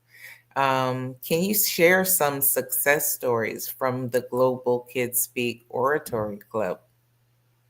Of course, I have quite a few. And one of my favorite little people I love to talk about is Takaya from Barbados. When she came on, she would be talking. You can't really hear Takaya. You have to speak up. You would not hear her. But now Takaya, I'm getting goosebumps just even talking about it. Just a few weeks ago, she was given an award. She got the highest award for her school because she represented her school in a national competition against other schools in oratory, public speaking, and she actually won the award for her school. So it just That's it means a amazing. lot seeing that. Then I have a parent who told me, and I didn't even know at the time when I was doing it, that her child was in speech therapy. I had no clue. Wow. And after she completed the program, she's like, I want to tell you something.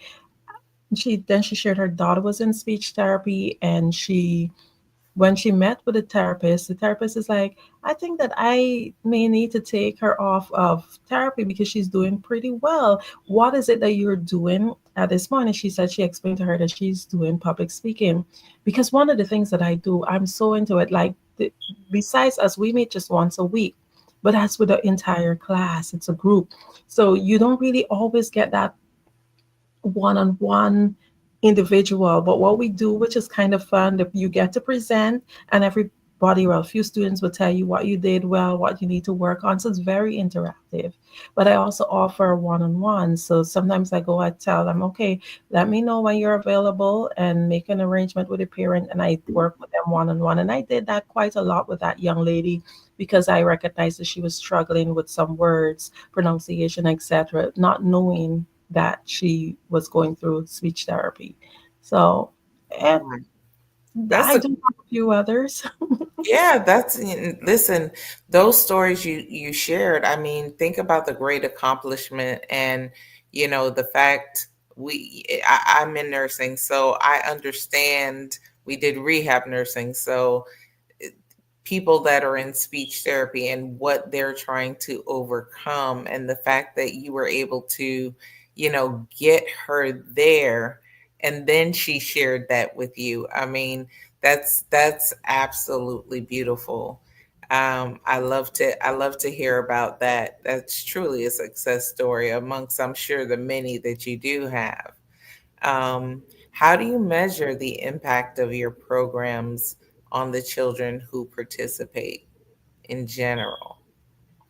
Okay, so for me, how I do that is just mainly by actually talking to them because what I Okay. can tell you, one of the things is like I have parents who be like, oh, the child are not interested in it. And I tell them a lot. I said, just let them come to one class as an observation class. Hmm. And you find when they do that, when they actually take that up, the child stays. And I know that I'm impacting them because it's something that they look forward to. They want to be there.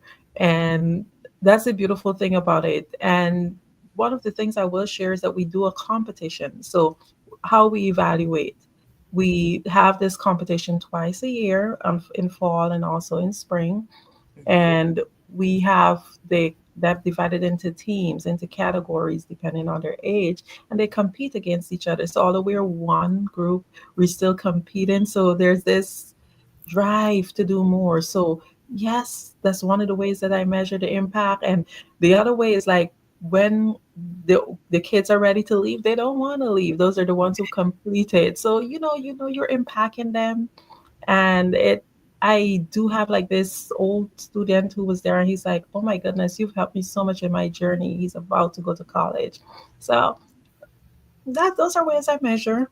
Yeah, yeah, those are great ways to measure because it's all about the children, right? And Yes. seeing them and seeing the confidence in them, I'm sure, drives you even further, to do what you're doing. Oh yeah. Um, what unique strategies do you use to engage children that may be from a diverse cultural background? Wow. So we do have children from diverse cultural background. That's actually it.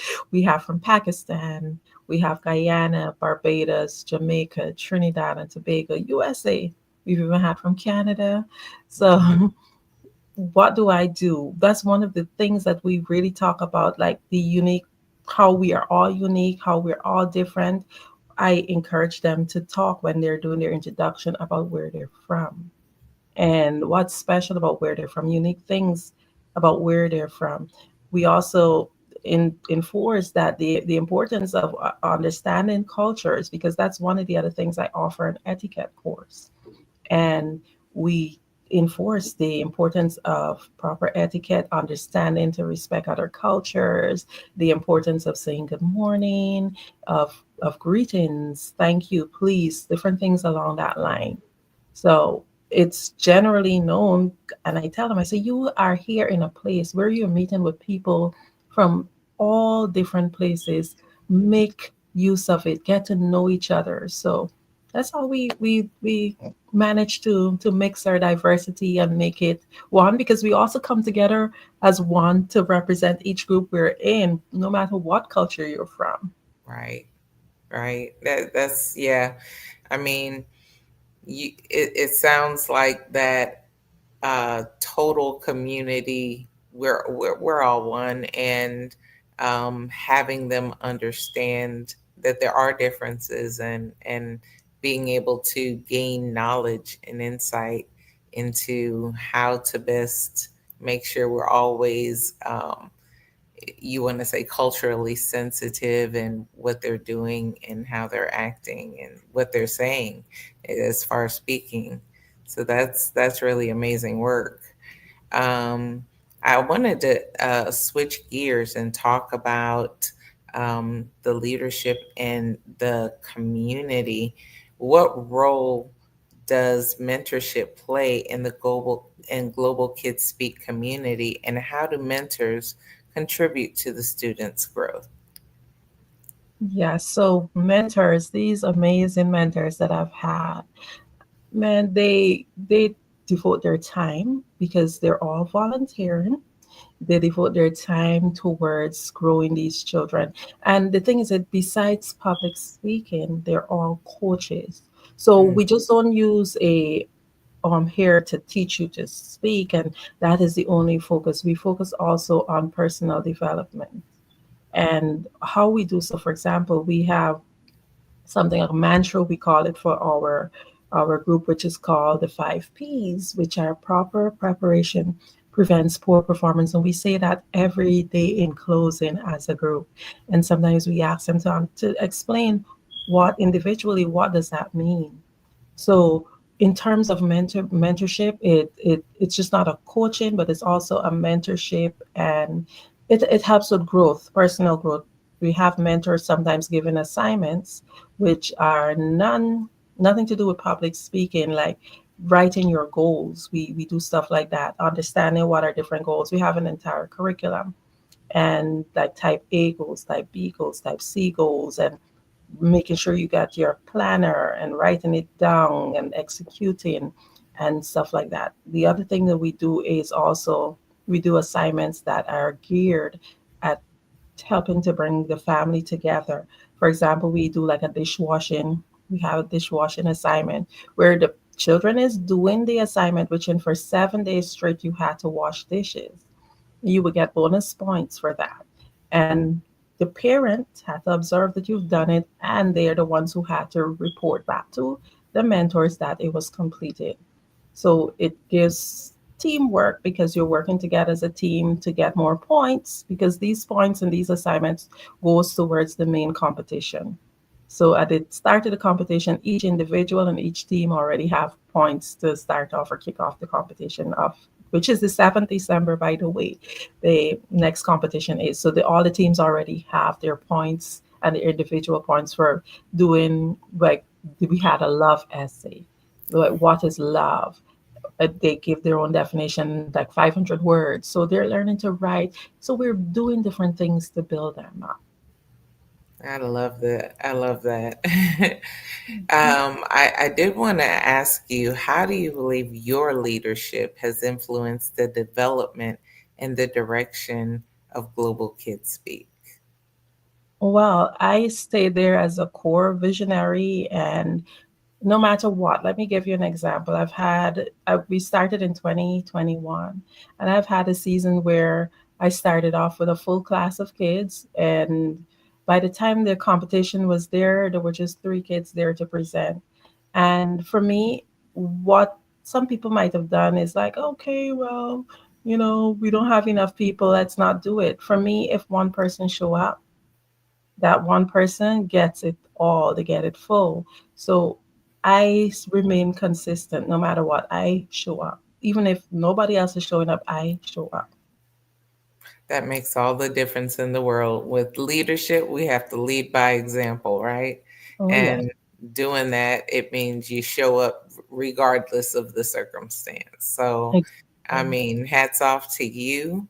I did want to ask you, what qualities are you looking for in mentors or educators who work with your organization? Okay, so they first of all have to love kids. They have to love service, servium. They have to be passionate about what is it that they're doing. And of course, one of the core things I look for is people who are actively speaking, because you can't teach what you're not doing. I believe that when you're actively continue, I've had other peers who've gone through Les Brown program with me, and some of them are not actively speaking. And I would not reach out to them first to ask, although they did the theory. I reached out to people who are actively speaking, because it shows, first of all, they have a passion for it, they have a commitment to it, and they're doing it. So you're always learning something new. I read books on communication and public speaking, and I speak whenever I get an opportunity to. And I know that I'm not the world's best speaker, but what I've understood is that it's something that you learn as you go on, and as you do it, you learn the do's, the don'ts. For example, one of the part of the curriculum would be presentation skills, interviewing skills. So when I get the opportunity to get the kids here, they get that firsthand experience of being able to interview people. So the whole idea of mentorship is mentors who actually are doing it, not just who've done the theory. Those who've done the theory, they get a bonus. But I would happily have a mentor there who did not do the theory, but they're actively speaking, because that is what makes a big difference. They just have to be committed, and someone who really and truly sees the vision and absolutely love children. They love to pay it forward, basically. And I hear you so much on that, because paying it forward and being able to utilize the skills that you have to impart in, the youth coming up. And I like how your selection process is, because anybody can have, let's say, a certification or this or that, but if they're not actively doing it and actively, pursuing more opportunities to do just that, then they may have the book knowledge, and they may, technically be able to lead and guide, but they're not working it. I mean, just like when we're doing these fireside chats and things like that, as an entrepreneur, we're all learning from each other, and you've got to have that passion. So I love that selection process. I think that you're doing great work. I think you touched a little on my next question earlier, but how do you foster a sense of community upon the participants, the mentors, and the families involved in your program? Okay, so again, how we encourage our community is by, we first of all understand that we are all one. We all have the same mission, the same vision, which is to become excellent public speakers. But how we help to create that community is by having the groups. So each team, we have 3 teams, which is the game changers, 5 to 9-year-olds. Then there is the 10 to 14-year-olds, which is the rising stars, and the 15 to 18-year-olds, which are the game changers. So each person feels as if for their team, they're so passionate about this team that they represent. So we have like individual classroom. We meet as a group at the beginning of each class, and we talk about what was their achievement for the week. We have sometimes we do word of the day where you can give meaning and put the word in a sentence, the part of speech. But we do active communication before class, and then we divide ourselves into different rooms and you go with your mentor. So that way they feel a sense of belonging to be part of a specific classroom. So that in itself it kind of creates that community. And one of the funny things is when a child has graduated from age 9 and they're back for age 10 and they have to be under a new mentor. Yeah, that is one of the things that you see, or even 14 going into 15 to go into a new mentor. When the mentor don't want to let go of their old, the child wants to stay. It's amazing. But we do have quite a beautiful community, and the parents are very supportive in terms of when they have assignments to do, ensuring that they're there and actually turning up. I've never had any issues with the kids turning up for the actual competition. They are there. We do have a 9:30 a.m. start and a 9 a.m. call where they're all there to test their mics, whatever. And the kids, they and the parents, they everybody supports all the way through. You come ready and prepared. That's what it's about when it comes to, what were your P's? It's 5 P's. Proper preparation prevents poor Preparation. performance. Yes. Mhm. I love it. I love it. What do you think has been the most memorable event that has been hosted by Global Kids Speak, and what made it stand out the most to you? Oh, wow, that's tough. That's really, really, really tough because I've had such amazing and excellent guest speakers. I've had Star Babatoon, I've had a former NFL person, Chris Dura, I've had Sensei Dave.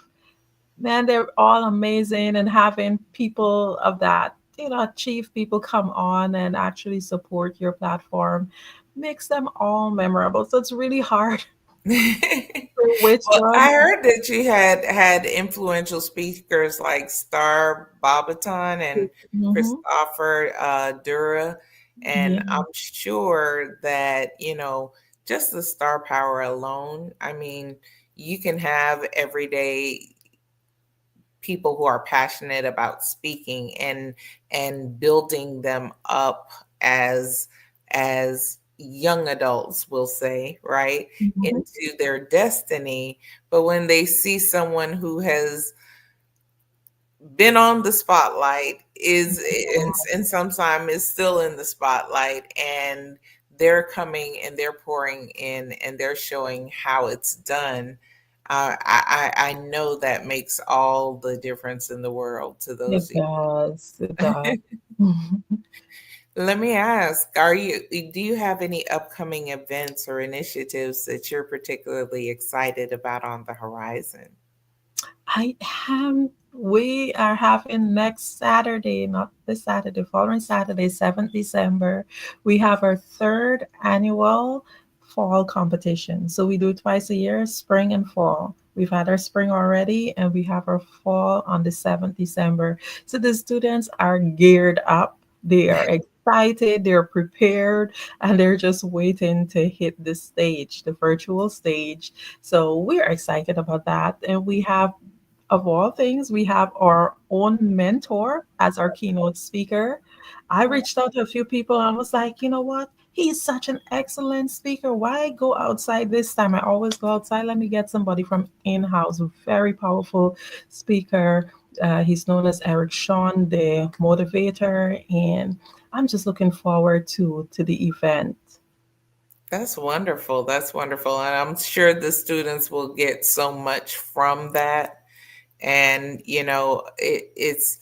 it's great to hear, because if you're not in that realm, and I love, the Black Business Expo, because we have an opportunity to learn about the good work that's being done out there that normally we may not know of. So that's really great. I do want to touch on the virtual aspect. And so, as a virtual school, What advantages and challenges have you experienced, and how do you ensure high quality education online? Okay, so there's actually not much challenges. I think that people are more, I would say, technically inclined now. They lean towards, they embrace having Right. not to leave their home and commute to a place, and you hop on and then you're off. But if I was supposed to say there are challenges, I would say in terms of certain countries like Jamaica, I've had students who applied for the scholarship and their essays were so heartbreaking. It's like, oh, I had to let them in, but then only to find out that they can't afford a computer. Right. And you can do it on your phone, but it's better on your computer. So I do accept if you're on your phone, it's okay. I let it go because I want them to have the opportunity still. But even greater than that, you can have a phone or a computer, but you have to have internet. So then Right. people can't afford the internet, or the connection is really, really, really not good. So they can't take up the opportunity. But in terms of what's great, virtually, as I said, you have that opportunity to stop what you're doing and just hop online. In terms of challenges, it's really not a challenge because I believe how the virtual space is set up, we're able to go into individual classrooms. We're able to, first of all, connect with people in all different countries. We Yeah. have all those different countries. We have 21 students that are competing. We had 25 students in class throughout the term. The 4 students are who aren't ready for whatever particular reasons. But to have 21 students compete on a virtual platform from countries all over the globe, It's amazing. yeah. That's amazing. That's amazing. It's a testimony to the work that you're doing. Mhm. I wanted to ask, how do you tailor your curriculum to accommodate students that may have varying levels of public speaking confidence and experience? Okay, so what we do, we have this general curriculum document and we encourage them to read it. But what I do before class, we would go through whatever area it is that we're talking. So if we're talking about overcoming anxieties and anxieties before you go on stage and stuff like that, I'm able to get feedback immediately, talk about it in a way that everybody can understand, open up the floor where people can ask questions. When they think about it at the time, I don't let them wait until after. Whenever you think about a question, you get to answer it. I answer it. You get to ask it at the same time, and I answer it immediately. And they're able to get immediate feedback and ensure, like I tell them a lot, I make them laugh. I say, when they ask something and I explain, I say, I'm sure it's clear as mud, isn't it? Because I know very well being in classrooms and people asking questions, and I still didn't get the drift, but sometimes I'm afraid to speak up. So I tell them that. That's so true. But yeah, they were able to see it, and then they can ask their coaches in the individual classrooms. Is reinforced, all the basic principles are reinforced throughout how we have it set up. It's like every classroom, everybody gets to speak and they get to present and they get immediate feedback, not only from the coaches, but they get feedback from their peers. So we teach them, we say, well, hey, just like out there, accountants have their language, their verbiage, lawyers have their language, their verbiage. Guess what? Orators have their language and their verbiage. If you're a public speaker, there's certain words that you use. So they're familiar with intonation and pregnant pauses and pace, cadence. They're familiar with poise, verbals, nonverbals, stuff like that. So, and we encourage them, like when somebody present, we would ask from the youngest, 5 to 18, how did this person do?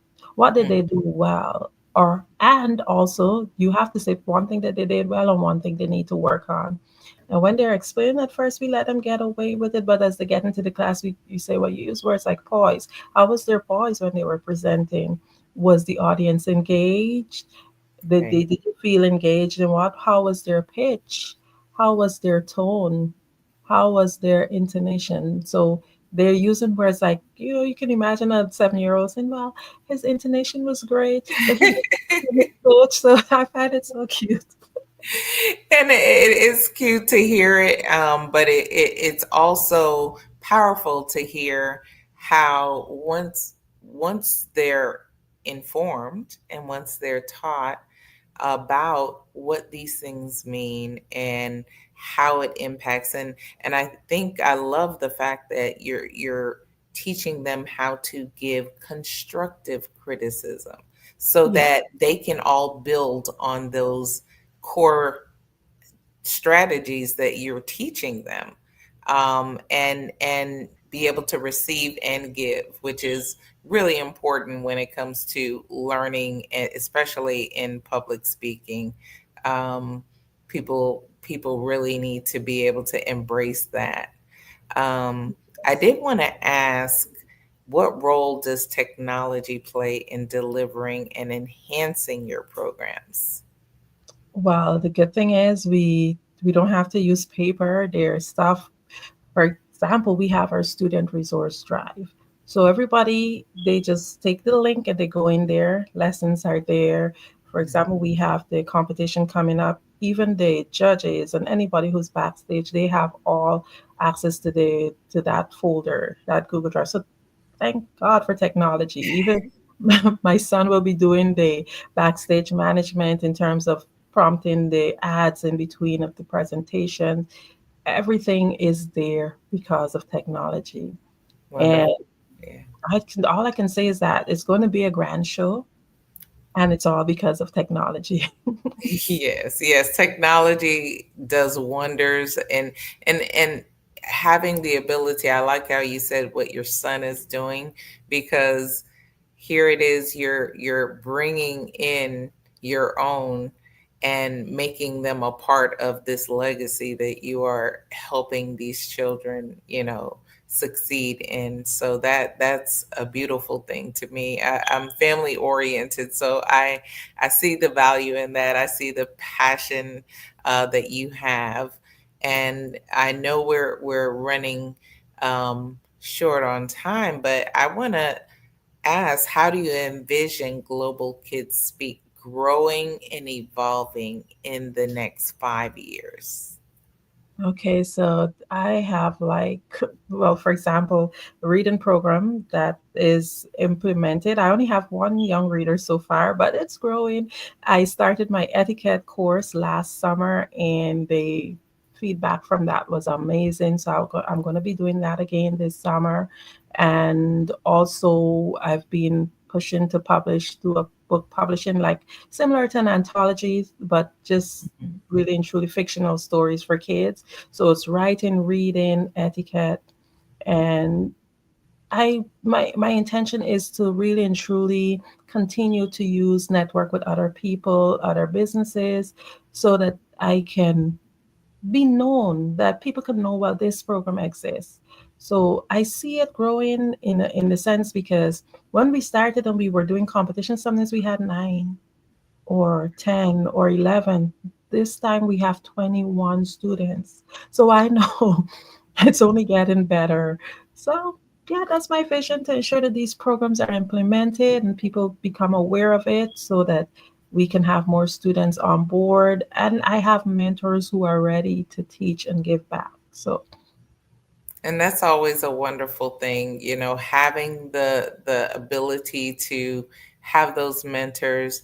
And if somebody wanted to, reach out to you to be a mentor, and they're watching the stream and they're interested in how they can be a part of your Global Kids Speak, the Oratory Club.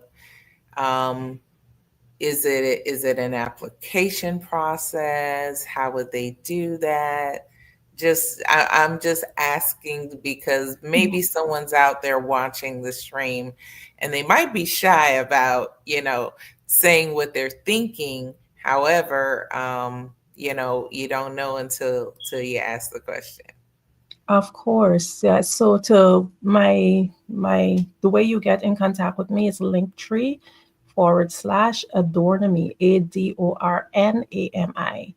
You can get access to the club. We have different platforms, so they're all there in that link.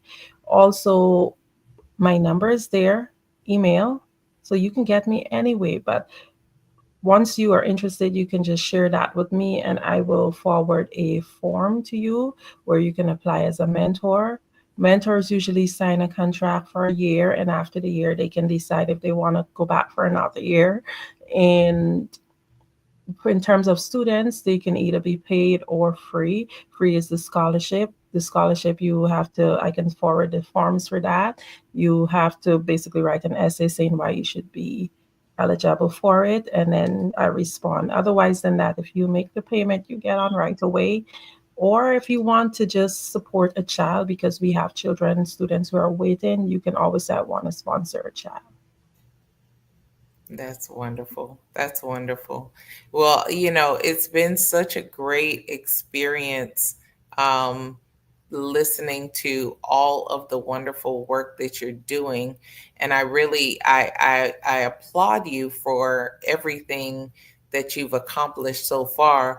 And I'm looking forward to seeing what you have to come, because it seems to me like you are doing wonderful things, and anything that's building up our children and giving them the opportunity to be the best them that they can be. And just like you alluded to earlier, speech plays such a huge part in that, in their everyday lives and being successful. It could be, as you said, the determination of whether or not you get a job, how you come across, how you're able to communicate effectively, or whether or not you get that promotion when you do get that job, right?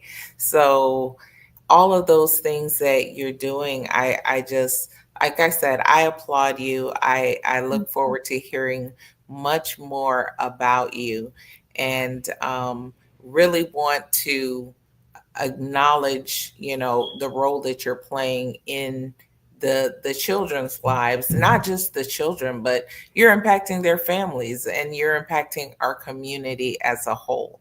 And we're talking, and when I say community, we're global, right? Because this is a global thing that you're doing. And I can't say enough about the accolades that you should have, because we see people all the time that attempt to do well.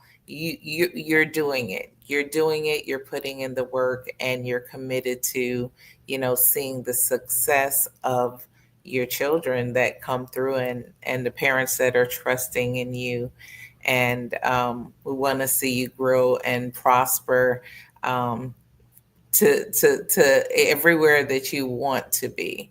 So, I really want to thank you so much for being on the Black Business Network. It has been a joy to talk to you. And listen, I just have to close and say, genius is coming, and I will see you on the other side.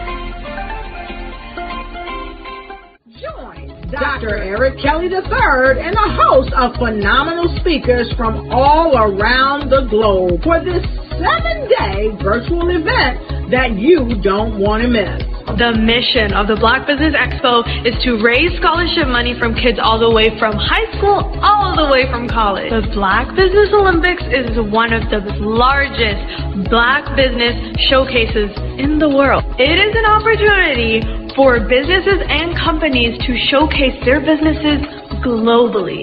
We are going to be giving away laptops up to $5,000 away to students.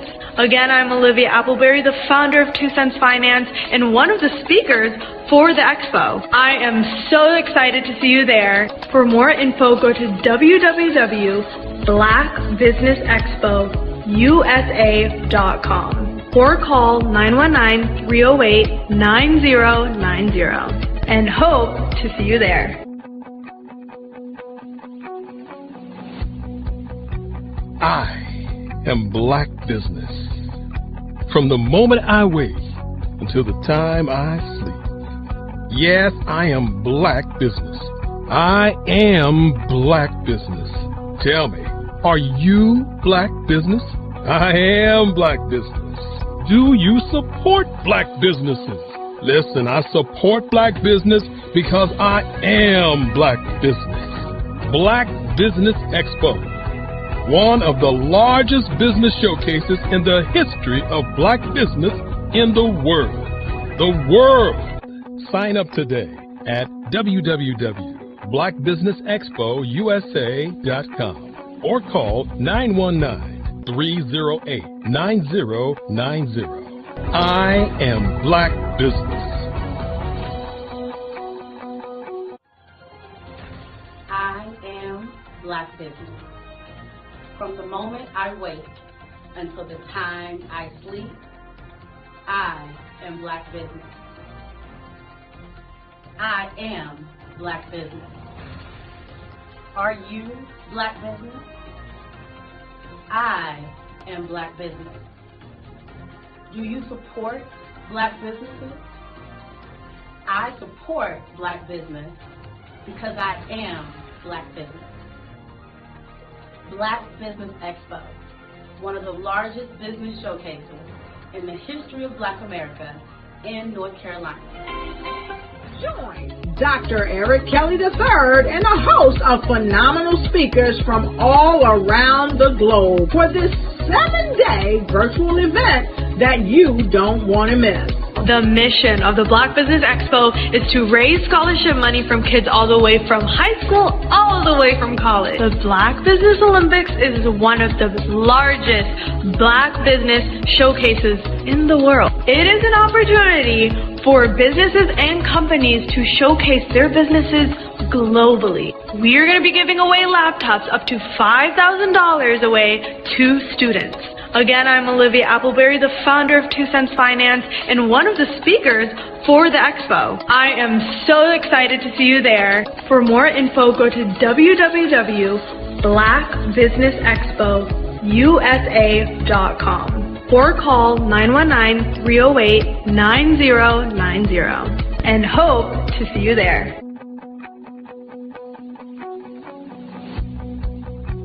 I am Black Business. From the moment I wake until the time I sleep. Yes, I am Black Business. I am Black Business. Tell me, are you Black Business? I am Black Business. Do you support Black businesses? Listen, I support Black business because I am Black Business. Black Business Expo, one of the largest business showcases in the history of Black business in the world.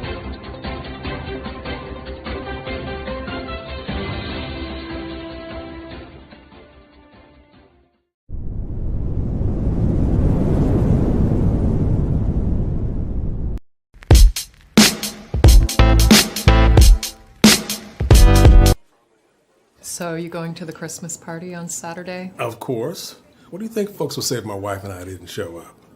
Plus, they miss my dance moves. Please, those moves from the 80s? Seriously lame. Lame? Well, maybe a little bit, but this cheap of surgery always gets the party started, sister.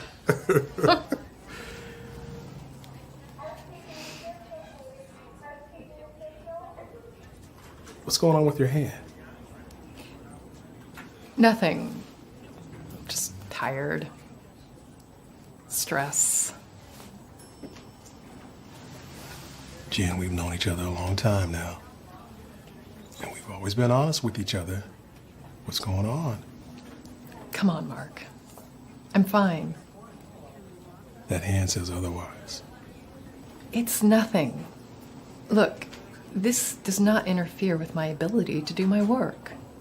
Jan, until you get a complete workup, you know I can't let you back in the operating room.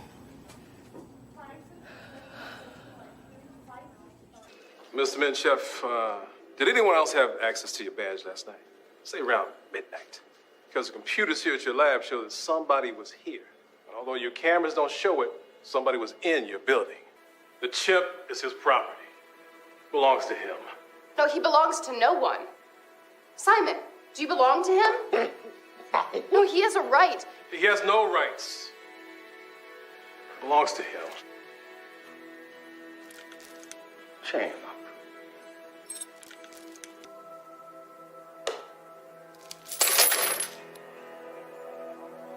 Wrong? He just wrote free man. I am not chaining him up. Hey, man, where's the bathroom, man? Huh? You know you're the only one, right? Right, and she's number 2, and that one's number 3, and number 4. All of this stuff, it's not pleasure. This is business. It's not.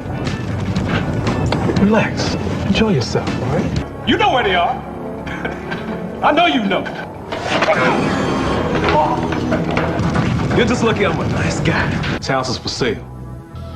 You go in and act like you want to buy the place. Look around. Find everywhere you want to go. That way you'll know the floor plan.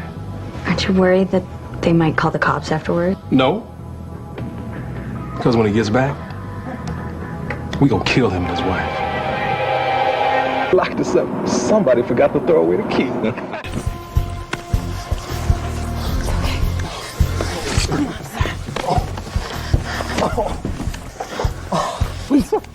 Sir, she's gone, but you're gonna make it, okay? My heart is aching, but I'm a fool to let it go on breaking. No way. Hey, look, guys, it's spaghetti. Hello, how are you? I don't believe this. Hey, could you do me a big favor and spook my kids for me? I'm with my friends, so... Could you do me a favor? All right. Come on, please. Spaghetti, thank you. Come on, for the camera, just one more time, please. I'll give you one standing up. Yeah. Framed up. Shouldn't be shooting this. Yeah. Spaghetti! Yeah. Spaghetti! That's it. Oh, spaghetti! Oh, Yeah. Spaghetti! Yeah. Spaghetti! That's it. Yeah, Making our day. Spaghetti, yes. Hey, I'll give you 3 more. One more quick favor. Yeah. Could you take a picture with them? My Yeah. kids? Huh? Come on. Let's do it. Yeah. Right here. Got you all in frame here. Do you mind if you move out of the picture a little bit? You're kind of in the way. Yeah, I'll try. All right, listen, I appreciate it. Thanks. Oh, smooth!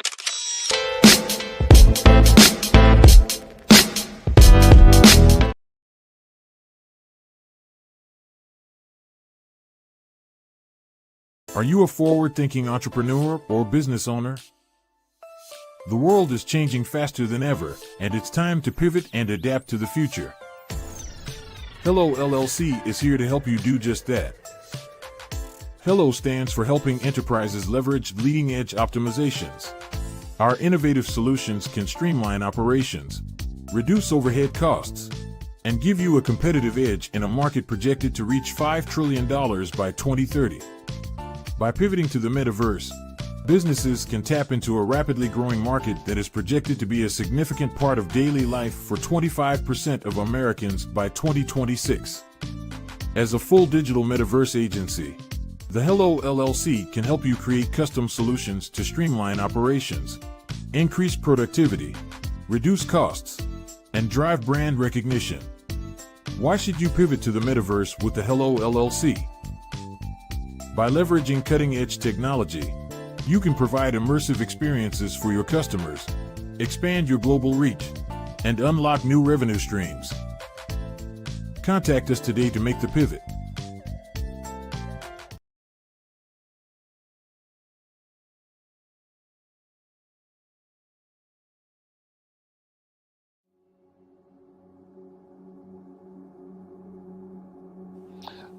I was born and raised in southeastern West Virginia, the coal fields. My father was an AME minister. For me, I was very fortunate. Even though I grew up in the segregated South, I was surrounded by flourishing Black businesses, doctors, lawyers, bankers, dentists. They were all there and they were all successful. And I guess that's part of my dream, is to see that success come back. My name is Joseph Simmons, and I am the founder of the Center for Micro-Entrepreneurial Training. We have this moment in time where we can change the trajectory of people. And our focus is on women, Black and brown entrepreneurs, and their access to capital, their ability to build thriving businesses, the ability to employ people. There's a study that showed that in those three communities, especially Black and brown communities, $1 stays in those communities for 30 minutes. In white community, $1 stays in their communities for 8 hours. So think about it. For you in a Black or brown community to get gas, to get food, to go to a restaurant, you've got to leave your community, take those dollars out of that community and take it to another community that's already being well served. So if we can reverse that, if we can go from 30 minutes to an hour to 2 hours, that's progress. That's what we need to do. I was with SCORE. And then in May of 2020, of course, the events happened in regards to the murder of George Floyd. The other thing that I was experiencing was the denials of federal funds for small businesses. And it revolved around one thing. These businesses were not being prepared for grants and for government programs. And I came up with the idea for the Center for Micro-Entrepreneurial based off those two things. Morgan Stanley had a report out in 2020, first quarter, and it talked about there were 3 groups that were massively devastated by COVID-19 on their business. That was 1, women, number 2, Black, and number 3, brown entrepreneurs.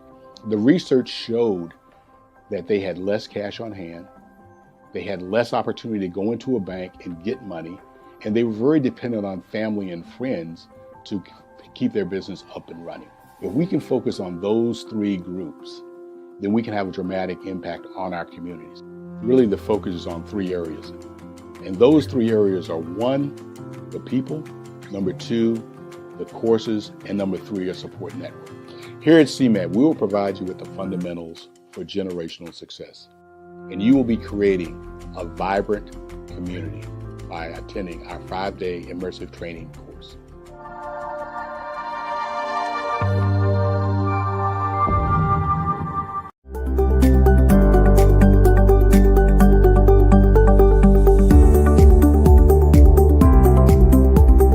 My name is Katie Bennett, and I own Lexicon Presents Publishing.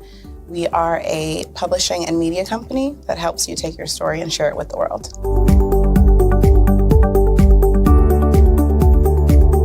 You know, for a while, I just had my family telling me to just hang it up, get over it, and I had no support. And it was in your program that I really understood the necessity for having that help, having that support.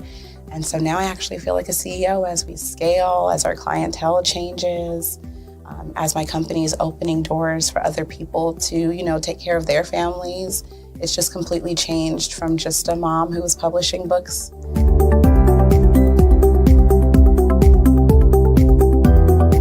I was at a point where my job, although it was paying really well, wasn't enough.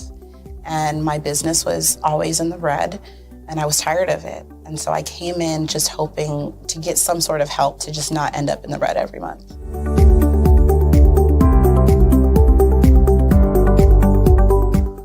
Ooh, wow. Okay, so there was one in particular, I cannot remember his name, but he asked me, he said, why are you in business? And I told him that I wanted to make a difference and I want to help my community. And he let me ramble on for a while. And then when I was done, he was like, okay, all of those things are great. They make you a humanitarian, not a business owner. And he was the one who told me, he's like, you have this great service and you're offering it at like a great value price. So to someone like myself, we don't know that we're going to get the value of what you're actually bringing. And so that gave me the confidence I needed to raise my price.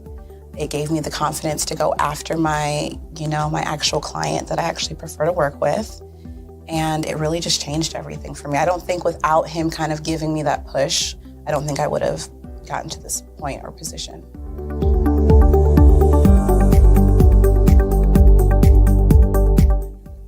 Wow, the benefits is just having a coach that holds you accountable. They set goals with you.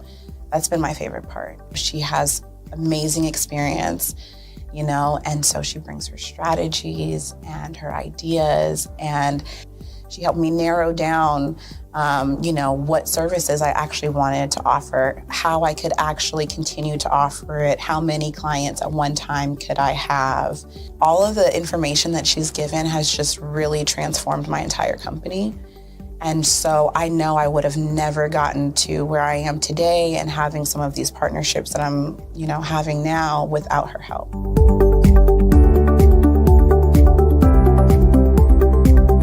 You're going to get information that you're not going to find on YouTube. You actually take the time to strategically give us the information, then give us time to actually apply it. I would also say that so that you're not just out on a ledge alone trying to figure this out. Like, you deserve to be in a community with other people who also want to grow their business. And then finally, you know, the biggest thing I think I took away from CMET was that I had a whole office in Longwood, I still do, and at the time I had not paid my business tax receipt. I didn't know that that was something you had to do. So that was like one of the first couple days of information, and I'm like, oh my gosh, let me go get that together right now. So I'm really glad that, you know, CMET was there for myself, and, you know, anybody else who has the opportunity, they need to do it.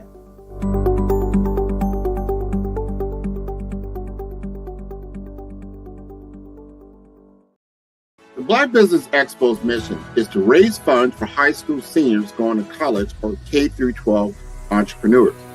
This expo is a fundraiser for students. Please, you may go to www.blackbusinessexpousa.com to donate to the scholarship fund or use the Cash App at $BBXUSA. Our goal is to give laptops and up to $5,000 to 10 students. Students can register online at www.blackbusinessexpousa.com. Every dollar counts. Please donate to the Black Business Expo USA Scholarship Fund. Sometimes you got to hear the news from the Black perspective, and more specifically, Black publishers. And that's exactly why you have to download the HeyTie app, the largest mobile app delivering breaking news, videos, and podcasts from 200 of your favorite Black publishers. Yes, 200 Black publishers delivering news as it happens, literally all in one app. Go to HAYTI.com or download the app in the Google Play Store or Apple App Store. It's completely free, along with information that you can trust, so go check them out.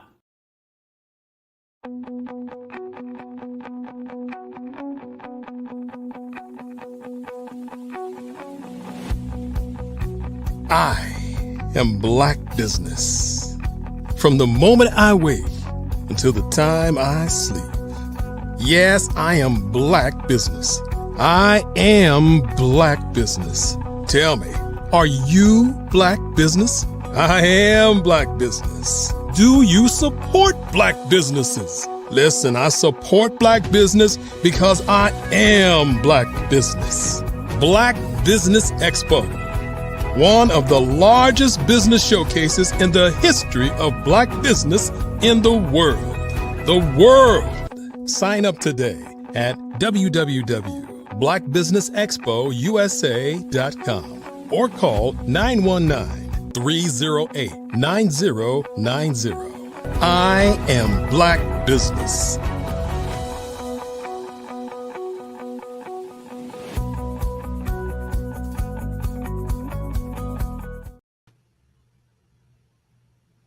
Well, good day, business owners, entrepreneurs, thought leaders, and corporations. Welcome to the Black Business Network.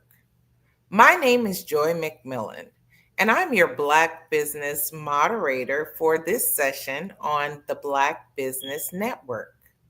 The Black Business Network is a 24-hour business network showcasing Black businesses, Black business owners, entrepreneurs, and thought leaders worldwide.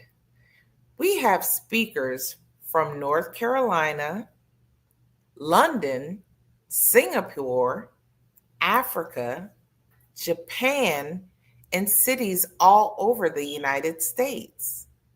The Black Business Network is a global community sharing its business knowledge to empower, inspire, and educate businesses about business.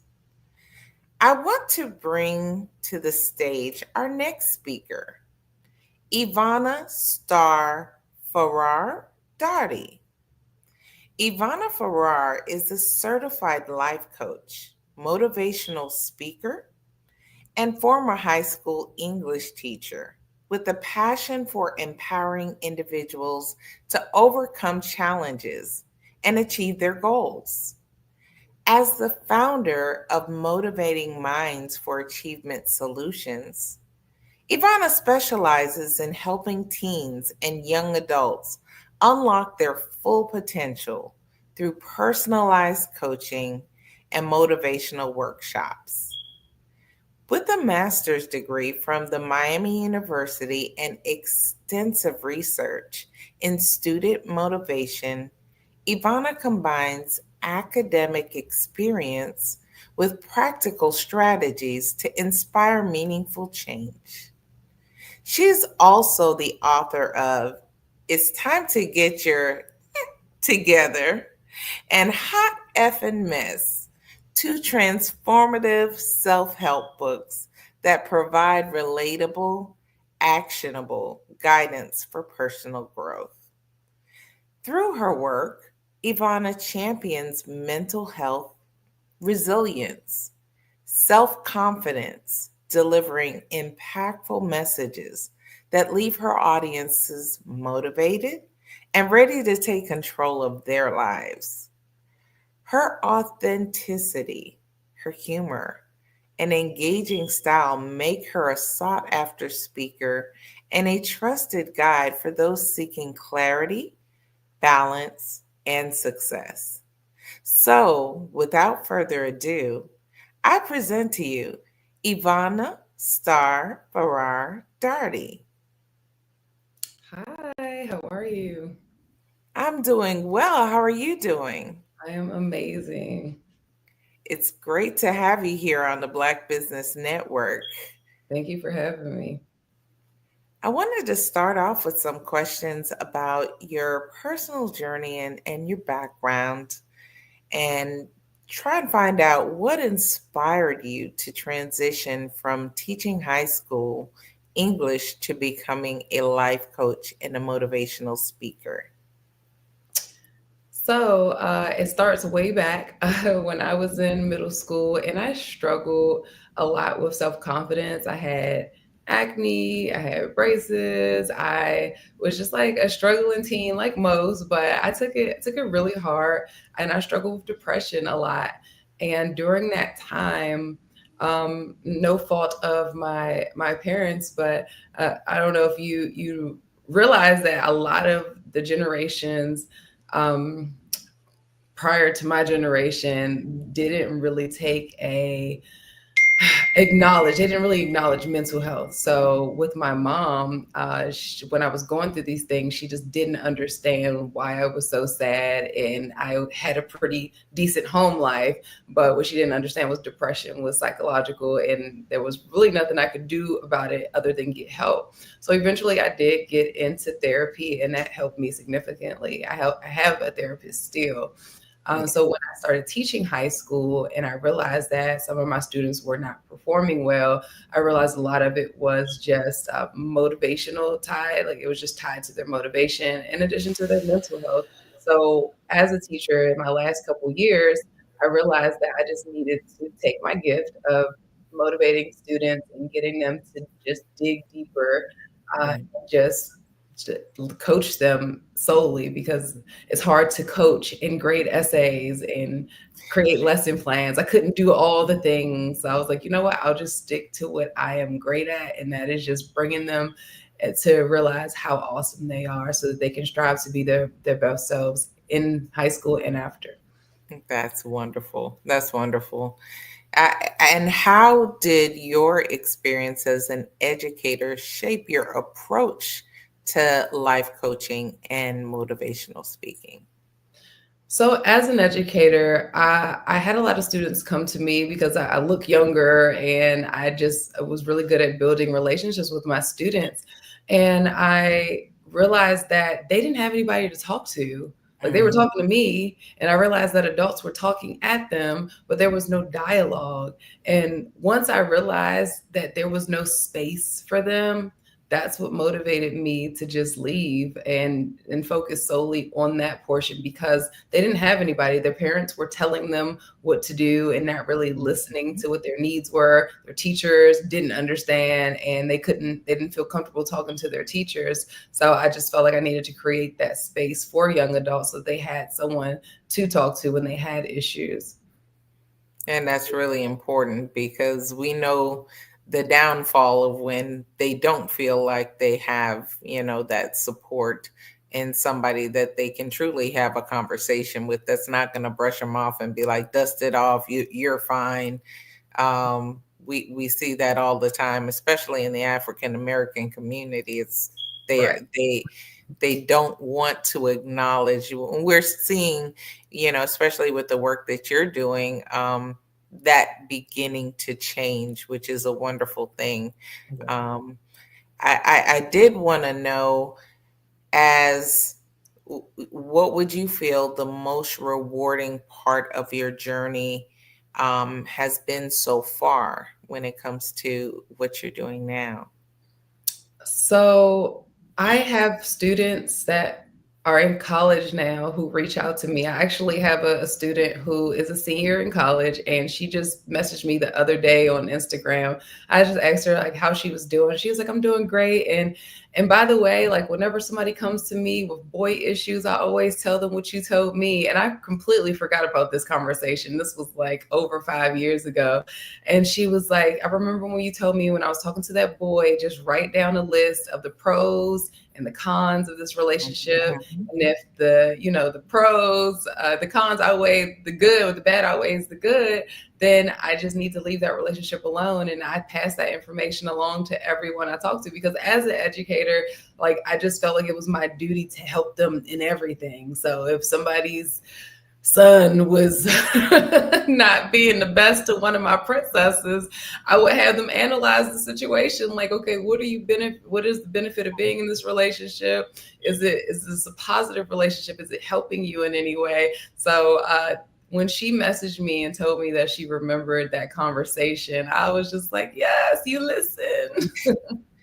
And I'm so glad you said that, because I was about to ask about sharing a specific moment when you realize the impact. But those situations right there is where, that validity of what you're doing and the impact of the change that you're making in not just that person's life, but they're taking it and passing it on. They're paying it forward to other young ladies who may not be, they may not have a you in their life, right?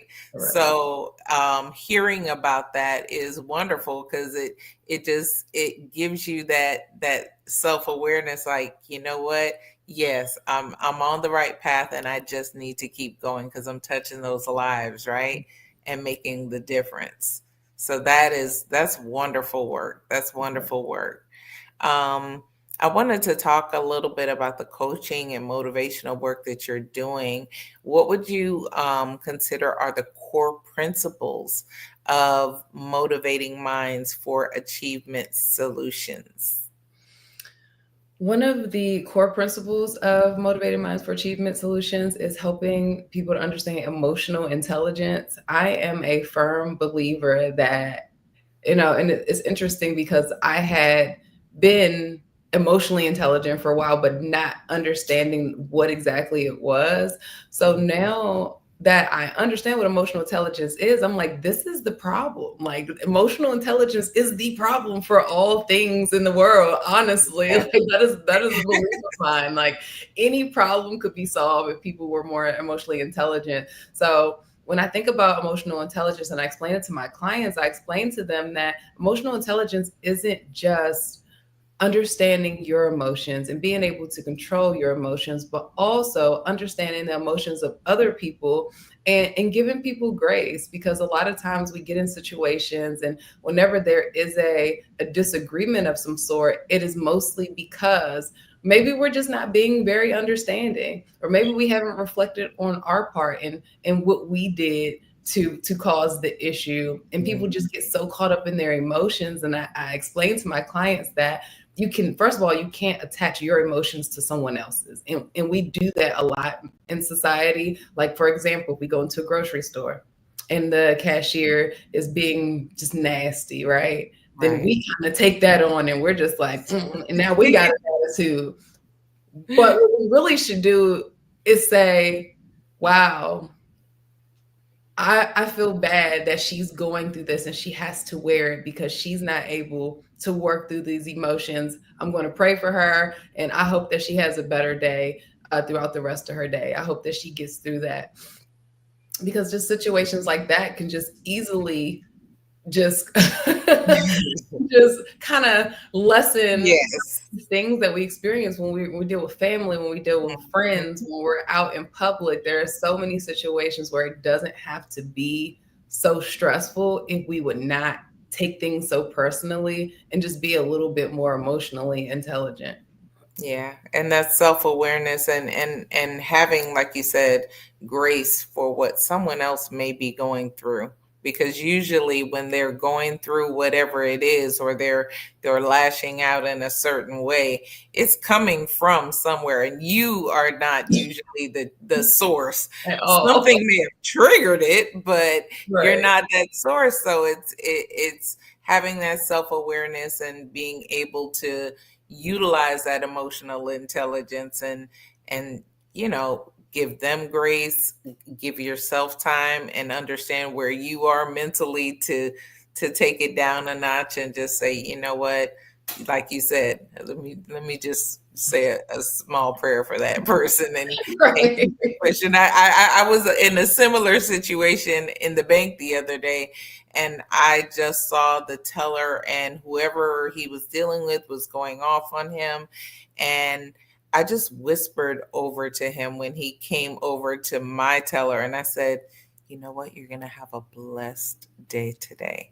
Don't let anyone take that energy, and don't receive that energy. You just have a blessed day. You just go ahead and have a blessed day. And he was like, oh, thank you. I just needed to hear that. I love that. I love that. It's like, come on, like people are not really understanding what, and the person's trying to help you, and here you are coming with them with the negative energy. It's like, okay, we understand something's wrong with them, but we're just gonna support you, and we can all pray for them in wherever they are in their stage of their journey of life. Right. So I love that answer. How do you tailor your coaching to meet the unique needs of teens and young adults? So typically what I do is I start with, I was watching earlier with Andrea, and she spoke a little bit about just like trauma. And so I kind of start there, like, without getting too detailed, I'm just like, what have you been through? Because that's going to impact how you receive this information. That's going to impact how much work we have to do. And that's going to impact, where I need to start. So just having that conversation about like, what are some things that you've gone through that for a fact have impacted the way that you view the world, that's impacted your happiness. And I start there because I want people to know, especially young adults, that happiness is the goal. Like if you just focus on being happy and being and finding that peace within yourself. There have been so many people that I've talked to, and they are just battling all the demons. And I'm just like, you choose happiness. Like you have to choose to be happy. Like you can wake up and spill coffee and be like, oh, my day is ruined. You can say, you know what? It is okay. I just get more coffee. It's mindset. It is truly mindset. That's so true. What challenges do you most commonly see in your clients, and how do you address those? I'm glad you asked because my primary focus is young adults, but somehow along the way I've attracted adult clients. So now I have half adults and half young adults. And it's funny because I'm having the same conversations with the 15-year-olds that I am with the 32-year-olds. Because the 32-year-olds didn't get to you when they were 15. Hello. Right. So I would say just really giving themselves grace. Like a lot of my clients, they just go through things and they don't realize that that's just a part of the process, and just accepting the things that happen as an experience that they need to learn from. I've had a lot of clients who just they go through these things and they kind of just hold on to them, and they're like, well, I don't understand, and I'm just frustrated, and I just feel so stuck. And just helping them to change their vocabulary. And like my clients who are struggling financially, like, don't say you're broke, because you will be broke. When you break something, it's broken and it's stuck that way. Like, it's broke. Like, don't say broke. Just, right. So just getting them to just move past the things that they are going through and just look at everything as an experience, and to help them to understand that everything that we go through is there to help to teach us and to build us up. That's great. That's great. And what advice would you give to someone who may be struggling to find motivation in their life? I would say to start with figuring out all the negativity in their life. So looking at their friend circles. So in my book, It's Time to Get Your Stuff Together, for young adults, it's like there's a chapter on your friend circle, because your friend circle is very important. And at one time I had a friend who was just very negative. She was going through her own things. And I honestly felt bad because every time she called me, it was something. And I'm just like, poor thing, like, you are going through it. And just getting people to realize that there is going to be a challenge. I'm sorry, I completely forgot what I was thinking about her. And I was like, oh my goodness, it took me off track. But what was your question again? It was about struggling to find motivation in there. Oh, yeah, struggling to find you were going down that path. You were going there. Yes. So just friend circles. So just separating yourself from things that don't bring you peace, and just focusing on the goal and celebrating the wins along the way. Like I always tell my clients, like, what are your small wins? Like, what went right? And just setting short-term goals. I read a book called The 12-Week Year. And that was a life-changing book. So pretty much in the book, they're just like, set goals for 12 weeks. So in the beginning of the year, we're like, I want to accomplish all these things in 2025. And then here we are in December. And that's a common thing, right? That's a common thing. So in the 12-week year, it explains that, if you chunk your year into 12 weeks, you got 12 weeks to get it done. And you set these goals and you do what you got to do in those 12 weeks. And then you set some weekly goals and you keep on pushing. And of course, be proud of yourself. And if you didn't get everything off the list, that's fine. But what did you get done? And making things easily obtainable for yourself, and make sure, again, giving yourself grace and celebrating those small wins, because those wins are what helps us to keep going, because we don't feel like we're losing, because it's like, at least I did that. At least I got these things done. Because when we have so much on our plates and we have so many things we want to get done, it can feel like we're stagnant. And we're really not being stagnant. It's just not moving as fast as we want to. And I know for me, I get things done very quickly. So when things aren't moving. Yes, I get it. I've had to learn myself to just celebrate the small wins and just know that you are making progress. It just may not look the way that you want it to look. That's wonderful. That's wonderful. I'm glad you talked about that book, because I did want to ask you, what inspired you to write It's Time to Get Your Together and Hot Effing Mess?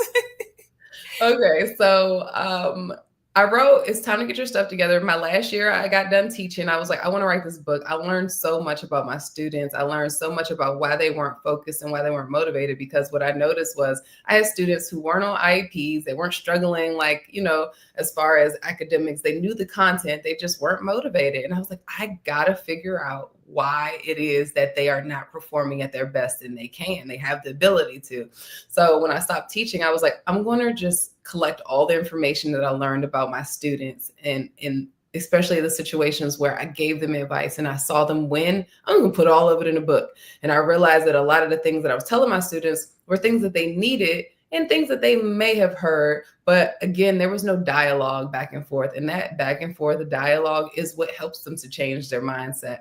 So I wrote, it's time to get your stuff together. And I ended up giving it away to most of the graduating class at the school that I taught at. And then I ended up giving it away to a couple people. Like that year I wrote the book, I just wanted people to have the information. I'm like, people need this. People need to know about how your mind works and how your subconscious works. Because in the book, I talk about your subconscious mind. I talk about habits. I talk about leadership, communication, boundaries, friendship. I talk about a lot of different things that they just need, just information that they need. So some of the adults who read my book, they were like, man, adults need this book too. And I was like, you know what?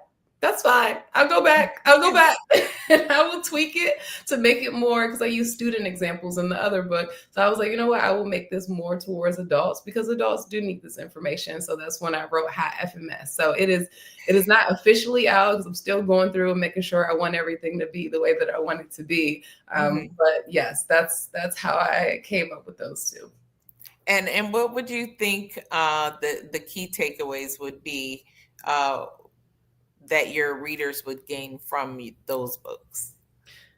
So I start both books with the power of your subconscious mind, because your subconscious is extremely powerful, and it's so powerful that you have no control over it. And I need people to understand that you have to be very conscious so that things that go into your subconscious are the things that you want to land there. So for example, just the things that you listen to on a daily basis. If you're listening to motivational and inspirational things every day, it's going to be hard to not be motivated, versus you're hanging out with your friends who are like, man, starting a business, that's hard. Like, you can't do that. And like, you might not believe it, but it does end up in your subconscious mind where it will grow. And the more you hear those things, and when you are feeling down, it'll just kind of grow there. So that's one of the chapters. And that's why I start the book with those books with that chapter, the power of your subconscious, because it is so important that we are surrounding ourselves with ideas and people and all the things that help to put us in the direction that we want to go. That's good. That's good. And I see why mental health is such a central focus in your work. What practical strategies would you recommend for managing stress in everyday life for those out there? So I had several students tell me after the school year was over, like, thank you so much for telling me to journal. Journaling is so important. I journal every morning. So I wake up, my daily routine, I wake up in the morning before I have to be up, and I journal, and I read for about 20 minutes, and then I manifest on another page. Like, I write my real life. So I told my kids, whoever finds my journals when I'm not here anymore, are like, this lady is crazy. She's like writing her real life on one page, and then she has like this fantasy life on the other page. Listen, you are speaking it into existence, right? I mean, this is what we do, and in the same token, you're getting out, it seems, what you need to get out based on what's going on actually in your life, which I think is a great approach. I love that recommendation, because a lot of people could utilize that. I know we're running short on time, but I definitely wanted to get to your speaking, your workshops. What is the favorite topic that you speak about, and why? So one of my favorite topics is, well, I kind of talked about it already, is just your subconscious and your mindset and habit. So they kind of all go together, and getting people to just look at their habits. I read a book called High Performance Habits, and that book was also a game changer. And I was just like, wow, if we kind of look at our lives, like, am I a high performing individual or am I a low performing individual? Like, it kind of helps us to move in a different direction, because when we question, are these low performance habits? Like, am I doing things of a low performer, or am I having habits of a high performing individual? Am I making excuses, or am I making a path? Or, just having individuals think about their habits overall. Like, what kind of habits do I have, and how are they getting me to where I want to be? Great, great, great. And lastly, I mean, I've got to ask this question. I know we're short on time, but what impact do you hope to leave on the world through your coaching and your writing? I want teenagers to leave high school confident and ready to take on anything. I was telling my mom the other day, a lot of students get caught up in what it is that they want to be, like the type of job that they want to have when they leave high school. And I had this epiphany the other day. I was like, Mom, I have an epiphany. It's not about what they want to be when they grow up. They have to understand the type of person that they want to be, how they want to show up in the world. Because if they leave high school knowing that I want to be a great person who performs well, who doesn't make excuses, who is determined, who, and just have all these things. So it's time to get your stuff together. I would love every high schooler to leave high school with that book. When we graduate, they usually give us all the places to go. Like, I want that to be the book. They can have the other one too. They can have Dr. Seuss's book, but if they can leave high school with my book and just be ready to take on the world and just leave confident and feel like they are ready for, nobody's really ready for adulthood, but help give them a little push to make them feel a little bit more confident. That would be my goal. That's wonderful. That's wonderful. And I just want to thank you so much for being on the Black Business Network. I want you to take this time right now to communicate to everyone how they can reach you. What's the best way to contact you and find more about what you're doing? All right, so I have, I'm working on my newest website because I'm separating it from my consulting, but you can go to mmfasolutions.com to book an appointment, and just go to the coaching page. And then you also can email me at info@mmfasolutions.com. And you can follow me at mmfasolutions on Instagram.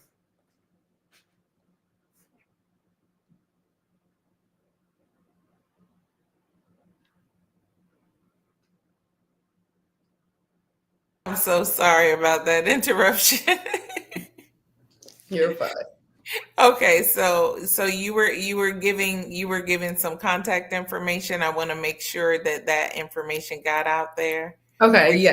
You were able to continue while I got out for a second. Yeah. I think it caught it. Okay.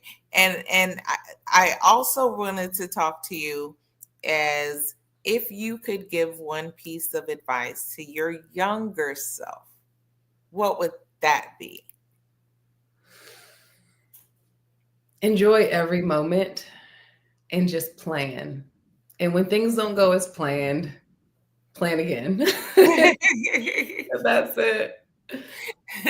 That's great advice. That's great advice. After you've done all of this wonderful work, could you share with me one of the most memorable feedbacks that you've received after one of your talks? When I spoke at the graduation a year ago, I had a parent just tell me, like, students need you. And then I had several students tell me, like, you can't stop teaching. And I was like, well, I'm gonna step out of the classroom, but I'll never stop teaching. And teaching is always going to be in your soul. But if you think about it, what you're doing right now is teaching life skills. It's teaching how to deal with things emotionally, properly how to deal with what's in their past that they may not even have recognized is an issue, right? And so I think that when you're doing what you're doing right now, it's adding that value. I mean, there's teaching in the classroom, but then there's that other realm that people need. And it would be wonderful if teachers had the time to do that in their setting of the classroom. But you've got your curriculum, you've got all of this. And then so what you're doing is taking it to the next step and making sure that they can really survive and thrive, in a world that's going to need for them to have all that knowledge that you've imparted to them. I love public speaking, and I love people that are engaged in public speaking and motivational speaking and things like that. How do you ensure that your audience stays engaged during your speeches or your workshops? I ask them questions. I have them interact. Raise your hand. Tell me, let me know, have you experienced this? How did you feel when so just that engagement with the audience definitely helps them to stay focused and on their toes. And when you do that, have you ever been in a situation where when you're reading the room, because as a speaker, you're looking for that nonverbal communication. And have you ever read the room and pivoted a little bit in your delivery or the questions that you're asking based on the audience's reaction? Yeah, definitely. I tell a story. If they look like it seems like they're kind of drifting off a little bit, I'll just tell it. I got stories for days. My life, other people's lives, things I've read. So I just pull out a story because I always pulls them back. Yes, that is so true. So for all of our young adults, right, that you're dealing with, how do you approach this stigma? Because we discussed that a little earlier, surrounding mental health, especially amongst teens and the young adults. Just helping them to understand, trauma is real, and any traumatic experience that we have ever gone through has shaped us, and it has impacted us in how we feel about people, places, and things. So just getting them to understand that trauma is real and that any negative experience, especially traumatic experiences, have done some damage to us, and we have to acknowledge those and understand what those feelings were attached to that experience so that we can move forward in a healthy way and have healthy relationships. And I think that's so valuable because in the world that we live in, as you said, you wrote the first book for the young adults and the adolescents and things like that. However, how many of the parents are out there in that same situation that never got a chance to deal with it? And so they perpetuate that with their children. So, the work that you're doing, like I said, kudos to you and everything that you're doing. I really appreciate, I've learned a lot. I appreciate having you here on the Black Business Network. And I want you to, continue in everything that you're doing. But make sure that you always remember genius is common. And I will see you on the other side. Thank you.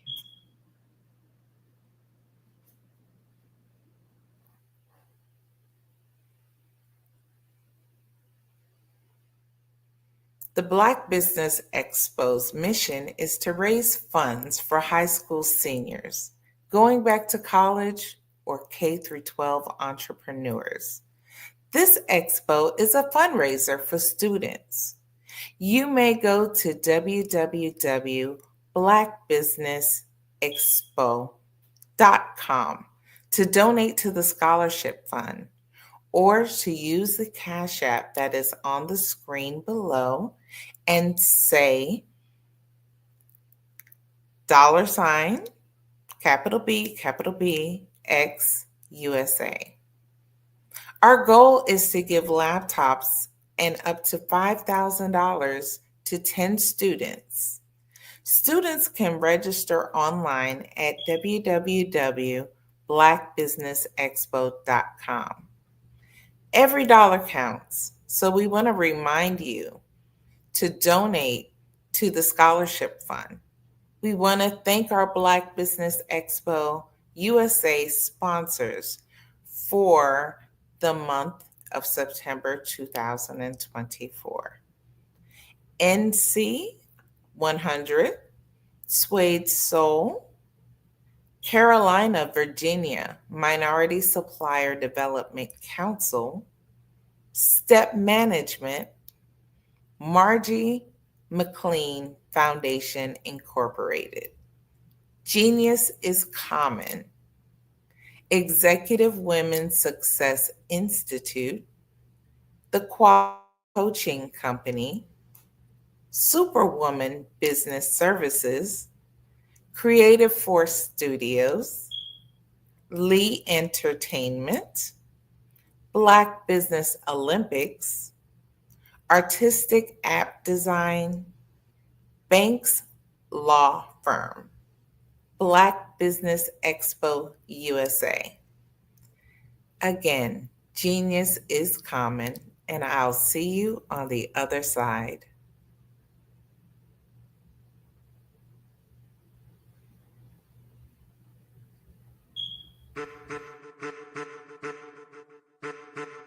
I am a child of the Most High God. He has gifted me in ways that I could not even imagine and didn't know.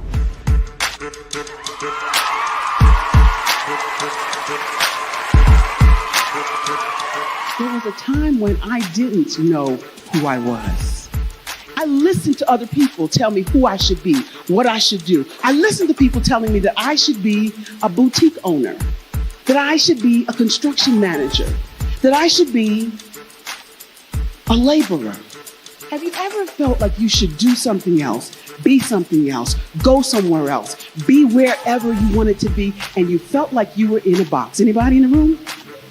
And you couldn't get out. Anybody in the room? And you kept trying to go and go and you couldn't get out. Anybody in the room?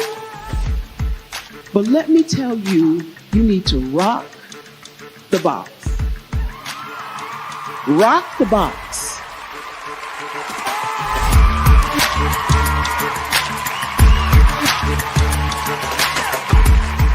I am engaging, inspiring, and empowering.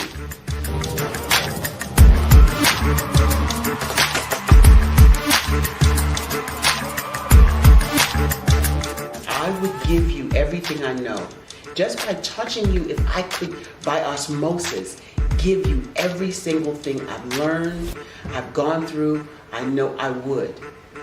We know that's not possible, but as it is possible, I love to share information with people. Some of you out there, people have told you that you can't be, you can't have, you can't do. But I will tell you, like Kingston said, you can, you must, and you will. If it's to be, it's going to be me. You got to say it. If it's to be, it's going to be. If it's to be, it's going to be. If it's to be, it's going to be.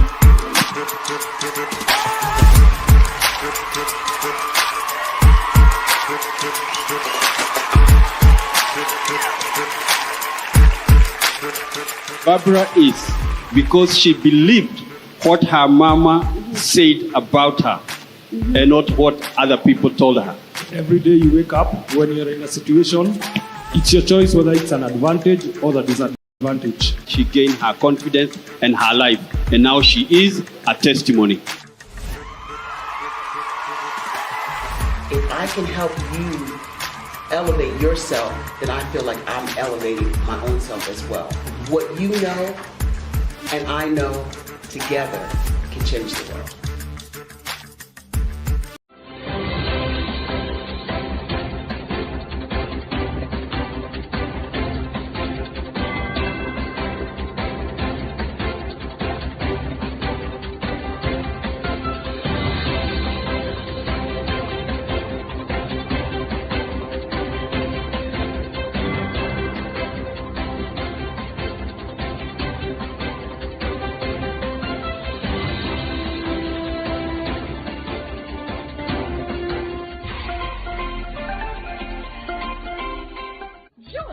Dr. Eric Kelly III and a host of phenomenal speakers from all around the globe for this 7-day virtual event that you don't want to miss.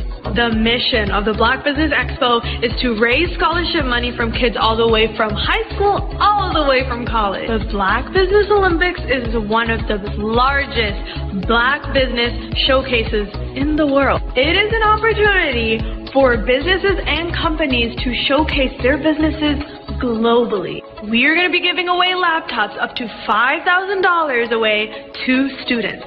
Again, I'm Olivia Appleberry, the founder of 2 Cents Finance and one of the speakers for the expo. I am so excited to see you there. For more info, go to www.blackbusinessexpousa.com or call 919-308-9090 and hope to see you there. I am Black Business. From the moment I wake until the time I sleep. Yes, I am Black Business. I am Black Business. Tell me, are you Black Business? I am Black Business. Do you support Black businesses? Listen, I support Black business because I am Black Business. Black Business Expo, one of the largest business showcases in the history of Black business in the world. The world! Sign up today at www.blackbusinessexpousa.com or call 919-308-9090. I am Black Business. I am Black Business. From the moment I wake until the time I sleep, I am Black Business. I am Black Business. Are you Black Business? I am Black Business. Do you support Black businesses?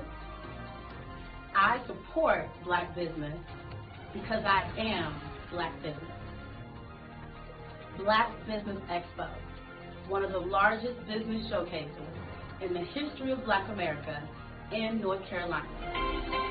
Join Dr. Eric Kelly III and a host of phenomenal speakers from all around the globe for this 7-day virtual event that you don't want to miss.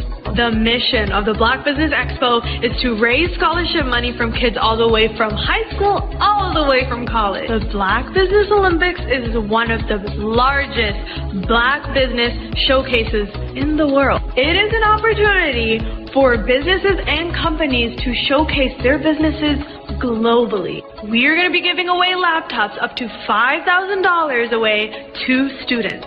Again, I'm Olivia Appleberry, the founder of 2 Cents Finance and one of the speakers for the expo. I am so excited to see you there. For more info, go to www.blackbusinessexpousa.com or call 919-308-9090 and hope to see you there. I am Black Business. From the moment I wake until the time I sleep. Yes, I am Black Business. I am Black Business. Tell me, are you Black Business?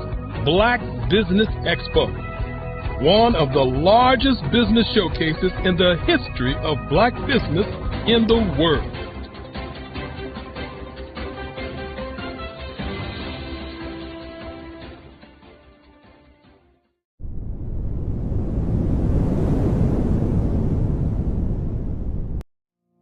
Did you know that approximately 333.34 million businesses exist today, according to a report from 2021? And you may be one of those businesses, or maybe you're not in the business market yet, but you're aspiring to be a business owner. Well, guess what? You're in the right place at the right time. Because let's face it, everything is about timing and opportunity. Hi, my name is Dr. Lotus Richey, and I'm the CEO and founder of the Lotus Richey Coaching and Consulting LLC, along with the Lotus Richey Ignite Show. 15 minutes of success with Dr. Lotus Richey, as well as books to boom your business and bring who you are. And today, I want to bring this amazing message to you about the Black Business Network and the Black Business Olympics. See, the Black Business Network and the Black Business Olympics is designed to help people just like you, that's right, that look like me, to take their business to the next level. Not just in your front yard or your backyard, but globally. The Black Business Network and Black Business Olympics is designed not to just help you survive, but to help you thrive. So join us today as we come together with businesses all around the world to support our students, our children, our young teens, our young entrepreneurs. What we do is we come together to help raise funds for students who are aspiring to be business entrepreneurs, who are aspiring and who are thriving in college. We endow them with a wonderful opportunity to gain scholarship of either a laptop or several thousands of dollars. And we invite you to help be a contributor to this amazing opportunity to help someone that looks just like you. So join us today at our website and let us connect with you and help you ignite and take flight in every area of your life on the Black Business Network and the Black Business Olympics. I'll see you on the other side.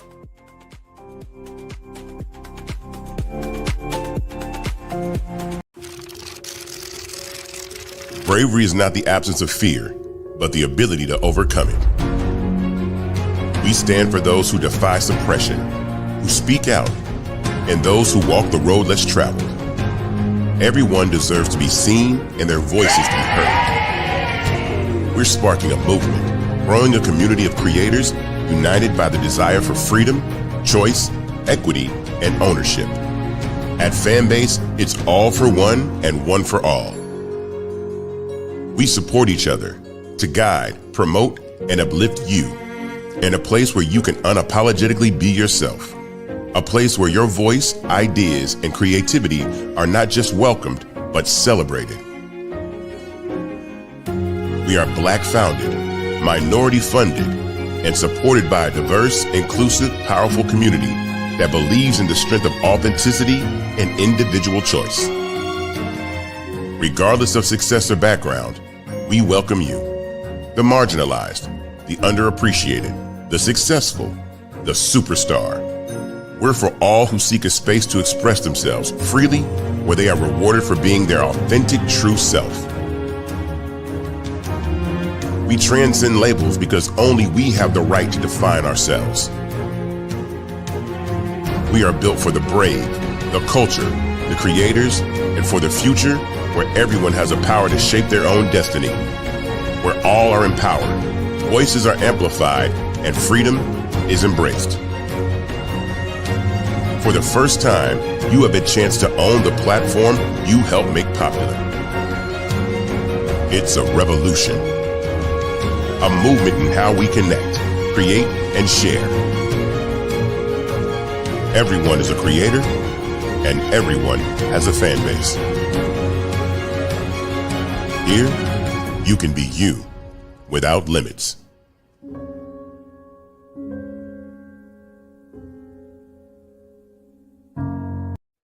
Hey everyone, it's Grant McGaw, CEO of 5-Star BDM and host of the award-winning Follow the Brand podcast and TV series, where I help you to build a 5-star brand that people will follow.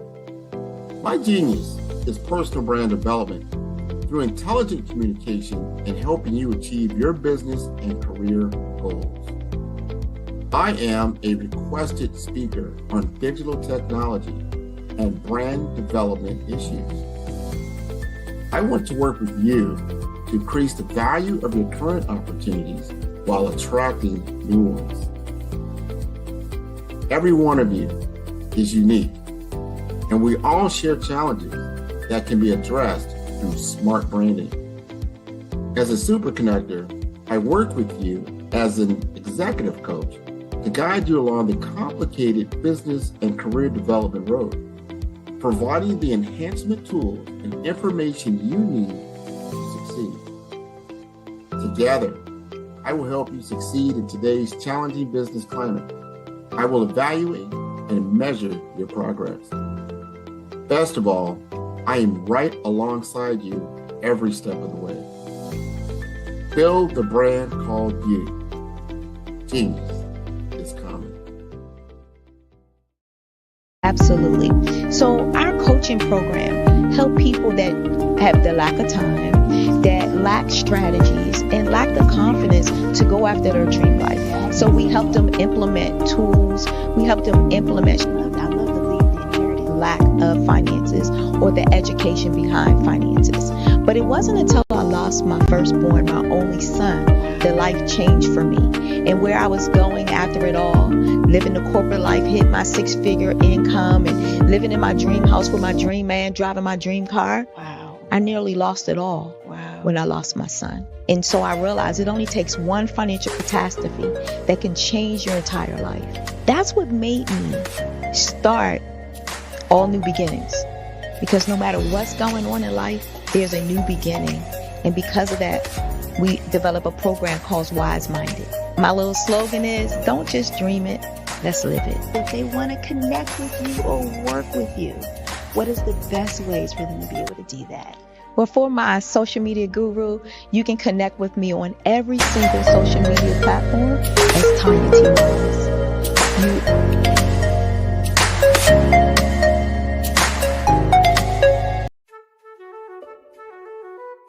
This is Dr. Arnold T. Petsworth. He's the owner of Petsworth Vet World, a veterinary clinic in Hopton, Connecticut. His patients include dog, cat, frog, fish, Goldie, dog, and this alpaca. Due to doctor-patient confidentiality, we can't tell you their names. Business at Vet World was steady, and then quarantine hit. Neighbors brought new four-legged friends into their homes. Bunnies. Bunnies everywhere. Dr. Petsworth welcomed these new patients with open arms. The only problem? There were more appointments than he could manage. That's when Dr. Petsworth turned to his American Express business card, which offers spending potential that's built for his changing business needs. He decided to hire a new assistant, Julio, and with spending power built for business purchases, he used his card to furnish a new exam room. Together, Dr. Petsworth, Julio, and American Express Business made sure all the pets of Hopton got the love and care they deserved. And everyone was happy. Get the card built for business by American Express.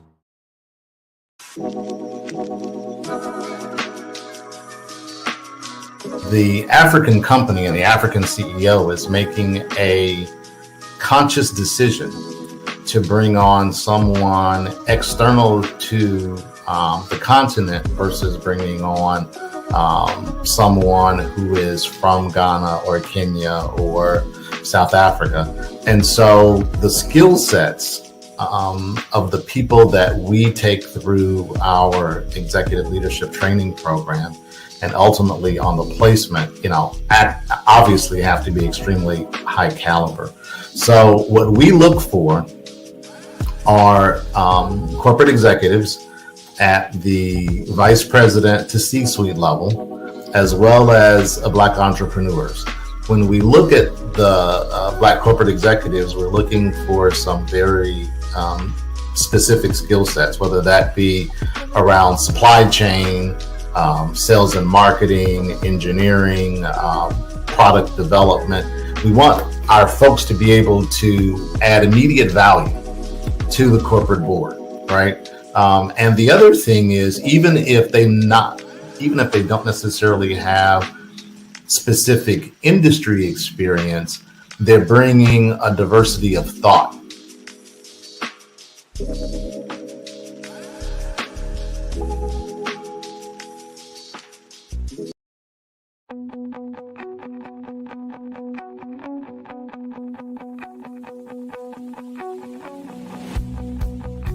I am Black Business. From the moment I wake until the time I sleep. Yes, I am Black Business.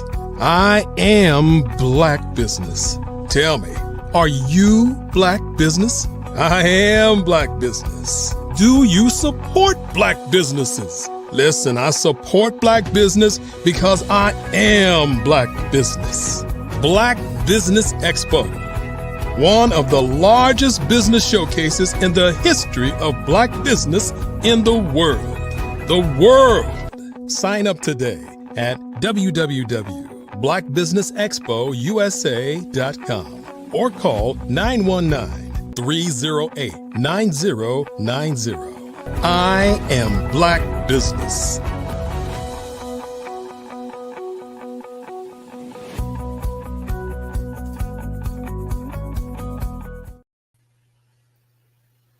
Good day, Black business owners, entrepreneurs, thought leaders, and corporations. Welcome to the Black Business Network. My name is Joy McMillan, and I am your business moderator for this session on the Black Business Network. The Black Business Network is a 24-hour business network showcasing Black businesses, Black business owners, entrepreneurs, and thought leaders worldwide.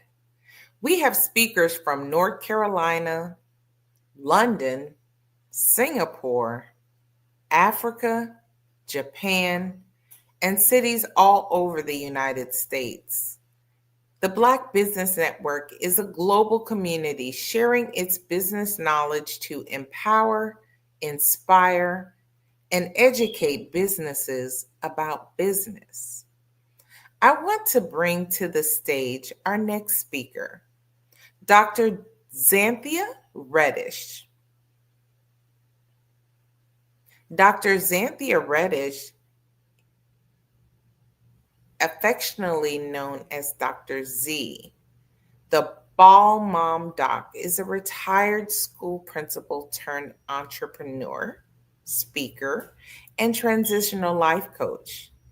As the founder and CEO of Empowered Educational Consulting, she is dedicated to helping student athletes, professionals, and mature women navigate life's transitions with clarity and confidence. A proud mom to NBA star Cam Reddish and D1 athlete Aaron Reddish, Dr. Z draws on her personal and professional experiences to success in sports, education, and life. She is a 3-time #1 best-selling author of Alley-Oop, the ultimate assist for parents of athletes, The Heart Leader, and Adapt, Her, Grow with the Flow. Recognized as a top entrepreneur to watch in 2024 by Forbes Tips, Dr. Z is a sought-out speaker and coach, helping clients adapt, lead, and achieve their next chapter goals. With that, I present to you Dr. Xanthia Reddish. Hello. Hello, good morning. Wanted to welcome you here to the Black Business Network.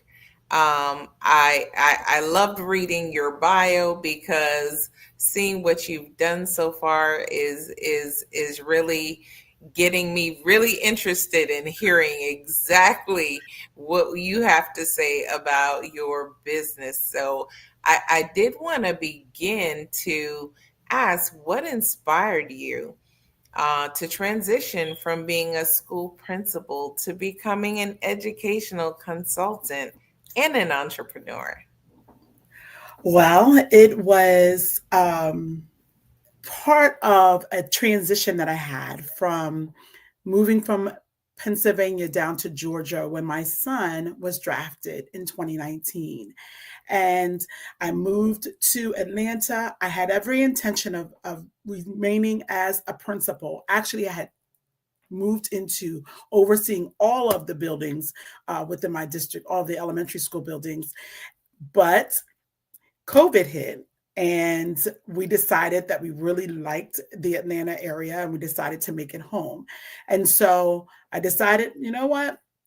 I planned on going back into the principalship, but my new Atlanta friends were like, "Are you sure you want to do that? You have so much more scope and influence if you talk to large groups." So I do a lot of that. I speak and provide professional development and things like that. So they were saying, I don't know, the landscape has changed quite a bit, since you left. You may want to just work with everyone and more to help more teachers and administrators. So that's what I've been doing ever since. That's great to hear. That's great to hear. And, doing that transition and being able to help not just the persons that, you initially had set out to do, but the people's choice has truly been spoken. And the services that you're providing for not just, children and young adults, but actually teachers and everything like that, it plays a big part in the success of all of what your original goals are. And in addition to that, it allows you to grow into what has become such a wonderful thing. I know that what you're doing and how you're doing it has impacted so many lives. And when you get someone who's able to reach back out to you and say, hey, hold on a second, let me make sure that you're reaching more.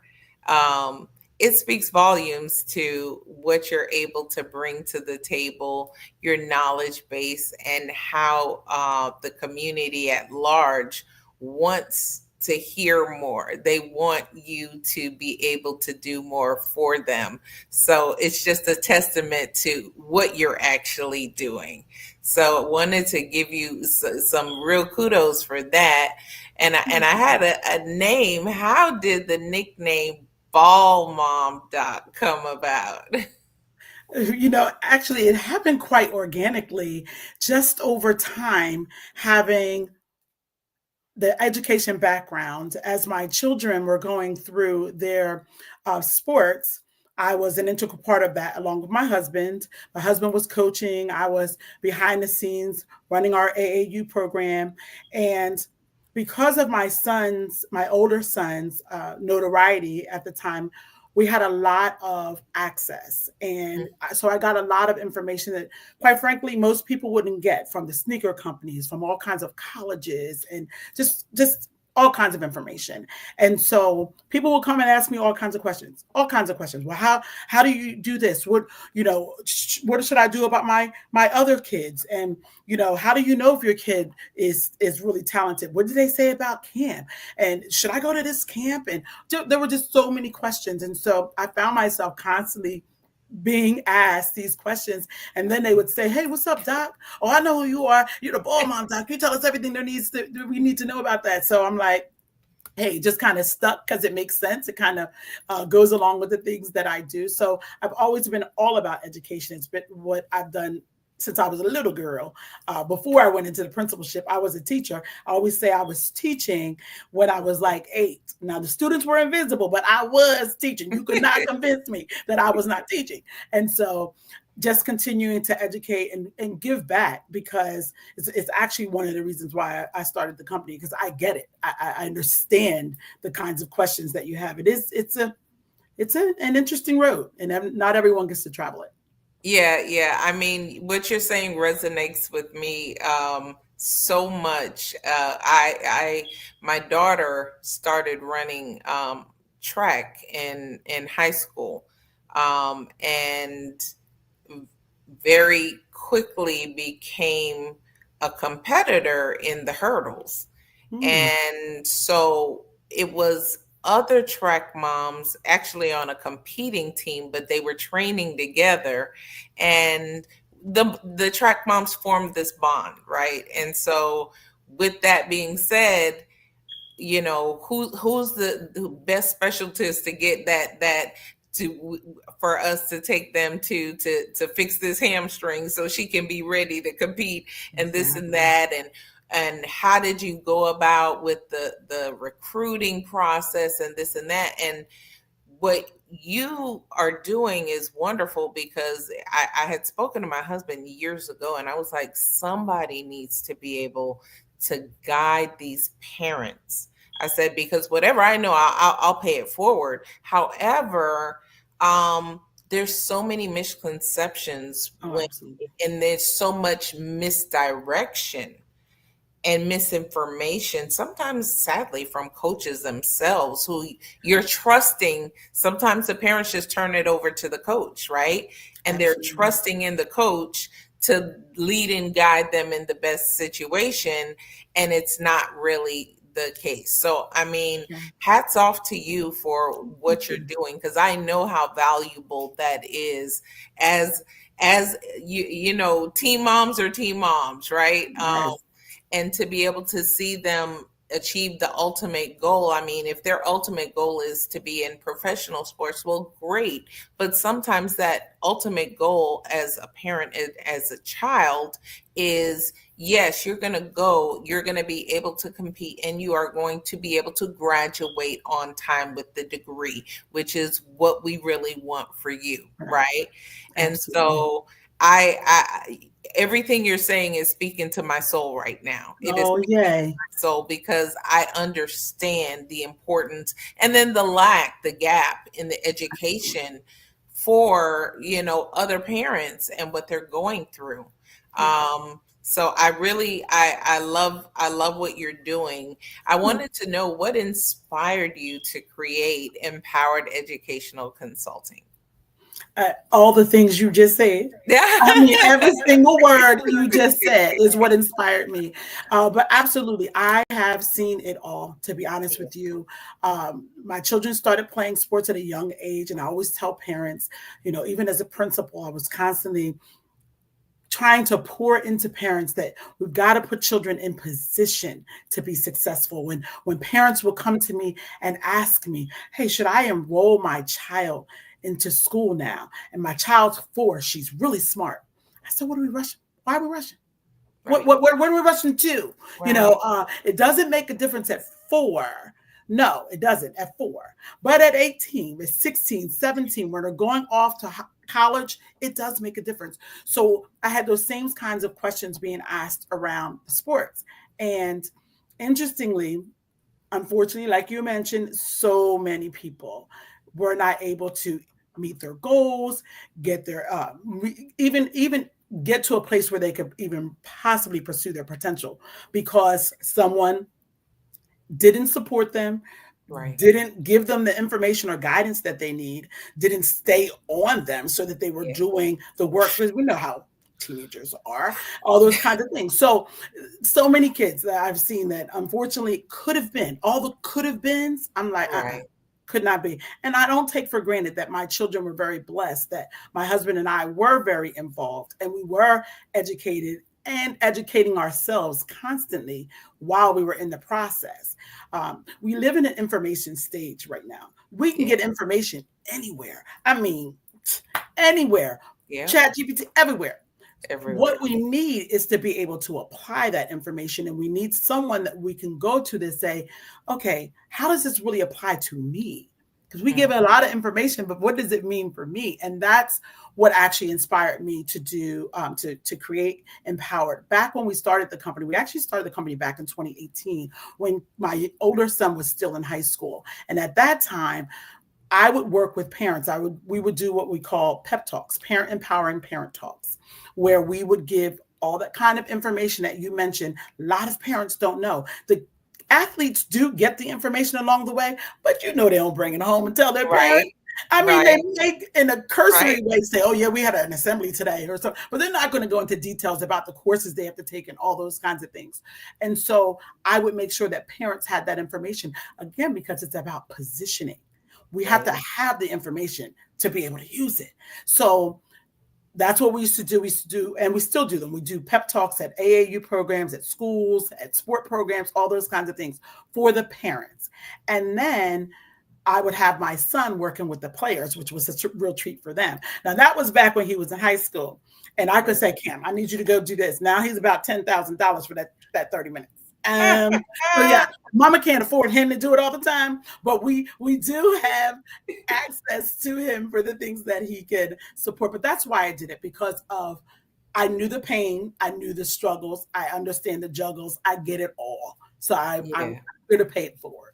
Yeah, that's wonderful. That's wonderful. That's great work, because like you said, that they need it. They need it. And you know, we're looking at making sure that the next generation and the generations to come don't have to suffer through what you saw so many suffer through. I mean, just even in the aspect of, you know, their education and making sure, because you've got education and conduct and how they conduct themselves. All in there. Because they think because they've got this special talent that none of the other stuff matters, when, oh yeah, you can miss out on your whole scholarship future just based on your conduct. Same thing when they get into the league, if that's their aspiration, how they conduct themselves, how, you know, getting that into them early enough, and having the parents, because the parents have to, just like you said, who's monitoring their social media, who is allowing them to, you know, hang out at all these events where they have no business hanging out, because they're wrong influences, and they should be in bed preparing for the next day of training so that they can be ready to meet their goals, you know. But it takes that village, and it takes people like you who are going to educate the parents so that they know, because a lot of them, like I said, they don't know. They really don't know. And education is knowledge is power. And applying that knowledge, you know, when you have parents that are really about that, and it's almost like you're coming in and you're giving them, here, these are the keys to the car. Can't make you drive it, but these are the keys to the car to get you where you need to go. Absolutely. So that's amazing. That's amazing. How has being a mother of two successful athletes influenced your coaching and consulting approach? You know, I feel like we can learn so much from athletes, no matter what their level is. And there's so much benefit to being on a team. Watching my sons, who have both played basketball all their lives, but they've also played many other sports, I feel like I've learned a certain level of tenacity that sadly a lot of, especially younger people, don't have these days. We're very used to things coming quickly, easily. That's the way we want it. That's the way we expect it. And if it doesn't happen that way, we move on to something else. And there's something to be said about continuing to go with things. It's interesting. The coaching, you talked about getting the information early. Our program, our Empowered, we start with our athletes in 5th grade. We go all the way up to the pros. And I used to, and actually I still get, most of my clients will come, they'll be high school students, 11th, 12th grade, not having the opportunities that they want. And they want me to help them to meet their goals. And we do it. Hey, we get it. We have a 100% success rate. That's amazing. We will get you where you can go. Now, can I get you the scholarship? I cannot. Right. You can. What I can do is help you and your parents position you to take advantage of those opportunities as they come. But we start now, we have to go all the way back to 5th grade, because I find that a lot of times when you were coming to me in the 11th or 12th grade, you may not have been in position. So now I'm having to work from the back and pull you out. Right. As opposed to getting in front and pushing you forward. And so the fifth grade, it's interesting. People are like, well, why we fifth grade? I mean, we don't even know what's going to happen in fifth grade. Well, that's when it starts. Let me tell you something. My son, they knew about my son in fifth grade. Fifth grade is when he got his first opportunity to go to private school for free. Right. And it was not for basketball. It was for football. Because as I mentioned, we did a lot of things. Right. We just found basketball when he decided that that's what he wanted to focus on. And so that's another thing I talk with the parents about, it's not your decision. A lot of us, a lot of kids, sometimes it's not because they were misguided that they missed out on an opportunity. Sometimes they were pushed to a limit that they did not want to have because their parent wanted it more than they did. So there's all kinds of preach that happen that stop people from meeting their goals. So all that said, we start really early. We try to pull them along. And I'm a transition coach. I'm about the transitions as a principal. I understand the systems. They're all systems. It's a sports system, the basketball system, football system. I was able to take the information that I share with families around basketball and apply those same principles to football and soccer and baseball, all those kinds, because it's all the same stuff, right? And as parents, we feel everything our kids feel as they're going through this process. So I learned so much from my kids as athletes, from the injuries, from how they had to work their way through that, how they had to make sure their mindset was where it needed to be, how they had to take direction, how they had to deal with different coaching styles. Somebody cusses, somebody fusses, another person praises, and you got to do your job regardless of what their style is. You don't get to just quit because this one said something that was mean to you that day, all those kind of things. So just there's so much. There are so many lessons, and I talk about a lot of them in my book, Alley-Oop, The Ultimate Assist for Parents of Athletes, because we do have to make a lot of decisions. And I just feel like we can learn a lot from our athletes. And I share that information from in my coaching programs with my parents, not just because I've heard about it, but because I've lived it. Yes. And then that's the best, I think that's the best catalyst for anything that you do, that you have a passion about. It's about your personal experience and living it, and then trying to take that and, like you said, make sure someone else doesn't actually have to go through all of that, and that they have a better strategy because they have the knowledge. And they get that within the time that they need to make certain changes or to change their mindset as a parent in how they choose to support, how they choose to enforce, because it's not all about keeping them happy. But we want to also, just like you said, acknowledge the fact that there are student athletes that they're doing something that they may be okay at, but it's not their passion. However, it's their parents' passion, and the parents are pushing them in this one direction, and they're going because, but is that going to make them the best them they can be? Is that going to take them to the heights? Because as you know, if they don't have the passion to do it, eventually, once you get to college, it's like we learned real quick. My daughter, like I said, she was on a strict schedule. You go to school, you go to practice, you come home, you eat your meal, you do your homework, you get everything done.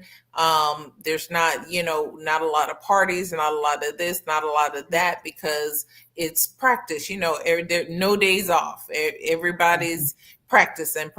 So we kept that same energy, and she loved it enough that she didn't mind. However, when she got to Florida State, when they were my baby, I'm telling you no lie, I understand what you're saying, because now they are not within your grasp. You can't have them in the house by a certain time, because they're living on their own. They are adulting. They have to do what the coach tells them to do. And the coach is now that person. And it's got to be ingrained in them, and they've got to want it enough to follow those rules. because other than that, it's woohoo, I'm free. Listen, and they do. Sometimes that's part of the transition. That's part of the challenges. Yes. And I was blessed with two sons. So one's already in the NBA, the other one's in college, and their paths were so different. Now, of course, they both love basketball, but to your point, they have to love it. Yeah, they have to be extremely passionate about it. Because let me be clear, Division I, Florida State. I know Florida State. I know Florida State well. Division I is really, really challenging, but so too is Division II and Division III. And that is why, unfortunately, the transfer portal looks like it does a lot of times, because kids are not ready for the level, because there are new at every level. There's going to be another wrenching up of the expectations, of the rigor, of everything goes up, and everybody's better. Everyone's better. You used to be that guy or that girl. Used to be that one. Now, like you said. Everybody's the guy or girl. Now what am I supposed to do? And so one of the things that we really focus on at Empowered with the family is making sure that the family understands all those dynamics. You see, there's a benefit to preparation. Right. So everything that I do in my business comes down to readiness. That's why I've been coined a radiologist. I get you ready to crush your next, right? And if you're ready for it, it's not a gut punch. It doesn't take the wind out of you. Now, does it mean it's not going to hurt? Absolutely not. It's going to be painful, but you already know the level of discipline it's going to require. You know why? Because Dr. Z told us this. This just like she said, not mom. Because let me be clear. One of the advantages I have is that I'm not mom.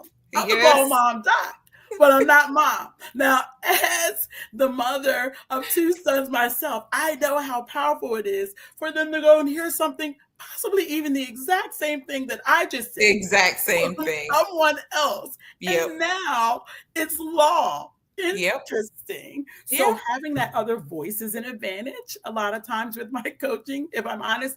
And then also having my own kids' experiences to pull from really has a lot of impact on my athletes a lot of times. I can have someone change their habits once I tell them the habits of my children, if those athletes have the same aspirations. They're like, oh, okay, well, this is what's required. Now I can do it. Even if mom and dad have been saying that forever, now it's part of their new regimen. So I love that you pointed that out, because it is so true. As parents, you can know certain things and try and impart that, and you sound like a broken record all the time, and then they come home and they say, well, so and so said this and I'm doing this, and it's like, I've been selling. Wait, did we not just? Anyway, moving right along. Thank God that you got it. Let's move on with it. So I hear you all day with that. I wanted to talk to you a little bit about the ADAPT and the CRUSH frameworks and how they empower your clients. Absolutely. So everything's about crushing your next. And CRUSH is an acronym. It stands for compete at the highest level, recognize your strategic position, unleash the best version of yourself, succeed at all costs, and harness the mindset to keep going and growing. In all arms of my business, that is what I focus on. That's what I have a 100% success rate in helping our clients do. In order to get to that place, a lot of times they have to adapt. Yes. And that's another book that I've written, the Adapt Her, Grow with the Flow. That has to do with the process that we go through to change. It's an acronym. And I take my clients through that process of adapting to get them to the place where they can crush whatever their goals are that we create. And so That's what those things are. I always talk about crushing your next, and it's an ellipsis after that, because for someone it might be your next job. For someone else, it may be your next relationship. For my sons, it was crushing their goals in their sport as well as their education. And so it's all about having the information so that you can use it to prepare yourself to be successful at the next level. That's the goal. Yeah, that sounds really good, because what you're doing is really preparing them at every level, and getting them used to what they're about to encounter, but putting in their mindset. I mean, you're shaping their mind to get ready, and not just get ready, but how are they preparing? They're preparing by doing the work now and understanding what needs to be done now. So that's really, really good. What would you think your favorite part about working with student athletes and their families would be? I love what I'm blessed to be able to do. I know that it makes a difference. So that's one of the best parts for me. I'm an educator, as I mentioned, from being a little girl. I did that because I love to make a difference. I love to teach. I love to learn. I love to empower others. So my favorite part of it is that I know that the information that I'm sharing is going to help someone along their journey. I've been there. I've cried those tears. I had those questions. And so I just want to be a resource for families so that they don't have to, as you mentioned earlier, go through or struggle with some of the things that we had to deal with along the journey. So my favorite part is that I am them, they are me. I know if that is grammatically incorrect or not. I understand where they are because I've been there, and I know the journey, and I know how much support is valued. And so that's what's really my favorite part of this whole work. I love what I do. It's not work. It's industry to me. I love it. Yes, and that truly is what really brings it all together, right? Your passion and the fact that you have that love for it. Um, how do you support mature women in navigating life transitions like empty nesting or career changes? And I listen, I'm throwing my hand up because when my daughter moved back, she graduated in 18, and then from high school, and then 22 I was waiting all 4 years for her to just get back home. I couldn't wait for her to get back home. And then she got here, looked around, and said, she was living alone for all those years in her own apartment, and she grabbed her older brother, and they teamed up and got an apartment and left. And then I was like, take me now. No. I understand completely. Because that is literally what birth that's what birth adapt her for me, that book, and that process of change that we have to go through when we're going through any life transition, including that of in sports. But that is what happened for me.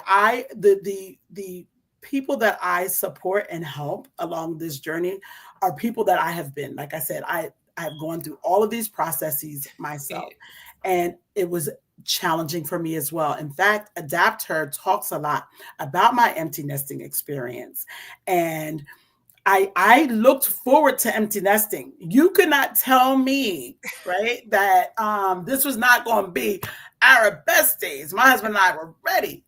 And listen, those babies left, and I couldn't sleep. I couldn't eat. I was sick, literally depressed. I'm not even lying. And so thank God for God. That's why I say that. Thank God for my relationship with him, that I was able to go through a season of healing, capture all that in journaling, and then be able to put it into a book for everyone to be able to use. So what I do with women who are going through life transitions is I take them through that process of learning to adapt to their situation. A lot of it has to do with just kind of recognizing where you are. And sometimes that takes someone else to point that out. You don't necessarily, especially when you're in those dark places, right? You can't find that. There's no reason for you to want to do this or go that or whatever. You think everything is miserable and you can't see your way out of that. So having someone to be able to not only support and encourage you along that way, but give you specific strategies and tools and information to shape your perspective, so that you can get in the right mindset to be able to move forward, is what I do in my coaching with women who are going through life transitions. And a lot of times it is empty nesting, but it's also a lot of times I deal with a lot of women about relationships. They're either coming or going from one, or they think they are, etc. Again, having someone to be able to converse with about that. And again, it's about shifting perspective a lot of times that we can't see, because those blind spots are super blind when it's right in front of your face. And it's so true. It's so true. You talked about women and how you incorporate, those experiences and this and that. Do you have a sister that you're able to like impart in? How's that part going? I'm very, very blessed. I have an amazing system of support, and I work with my twin sister. I'm an identical twin sister. Wow. And obviously, well, look, we've both been teaching. We have the same backgrounds. So we talk a lot. We've been doing it since the womb. So I have her, and I have my best friend, Joy Pearson, who's also a professional. She works in this space as well. She helps others live the joyous life. And so a lot of this, this is the work that we do. And I also have a partner that I work with when I go into schools and support new principals. So I'm very, very blessed with other people to pour into me, because, when you're in this line of work where you're coaching, you're often pouring out so much. You really need others also to be able to pour into you. And so I'm blessed in that regard. I do have quite a few individuals who are able to do that. And it helps me to be able to be my best self and show up to be able to support others along their journey. So I know our time is coming to an end, but I did want to ask you, what was it like being named one of the top entrepreneurs to watch in 2024 by Forbes Tips?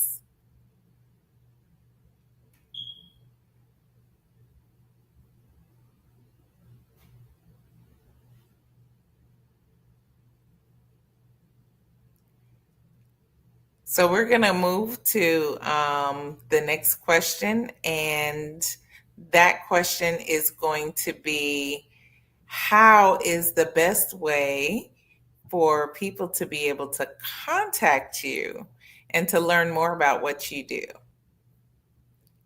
So the best way, first of all, let me say this. I want to continue to support people who are on this journey.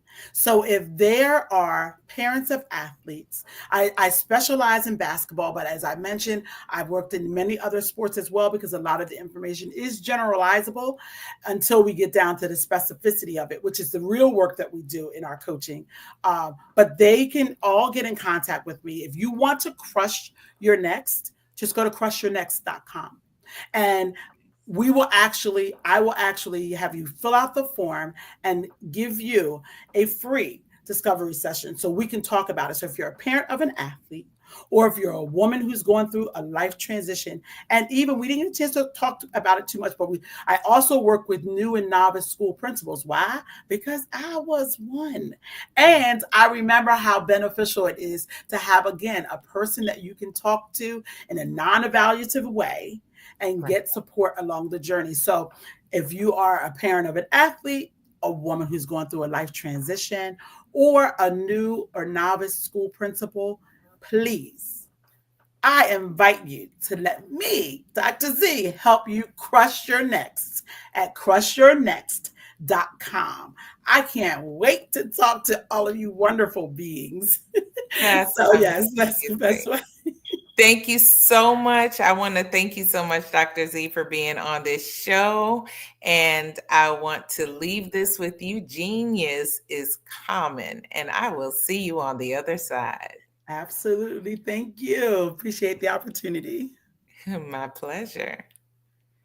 Now, the Black Business Expo's mission is to raise funds for high school seniors going to college or K-12 entrepreneurs. This expo is a fundraiser for students. You may go to www.blackbusinessexpousa.com to donate to the scholarship fund, or use the Cash App that is on the screen below and say $BBXUSA. Our goal is to give laptops and up to $5,000 to 10 students. Students can register online at www.blackbusinessexpousa.com. Every dollar counts, so we want to remind you to donate to the scholarship fund. We want to thank our Black Business Expo USA sponsors for September 2024. NC 100, Suede Soul, Carolina, Virginia Minority Supplier Development Council, Step Management, Margie McLean Foundation Incorporated, Executive Women's Success Institute, The Quality Coaching Company, Superwoman Business Services, Creative Force Studios, Lee Entertainment, Black Business Olympics, Artistic App Design, Banks Law Firm, Black Business Expo USA. Genius is common. And I'll see you on the next side, on the other side.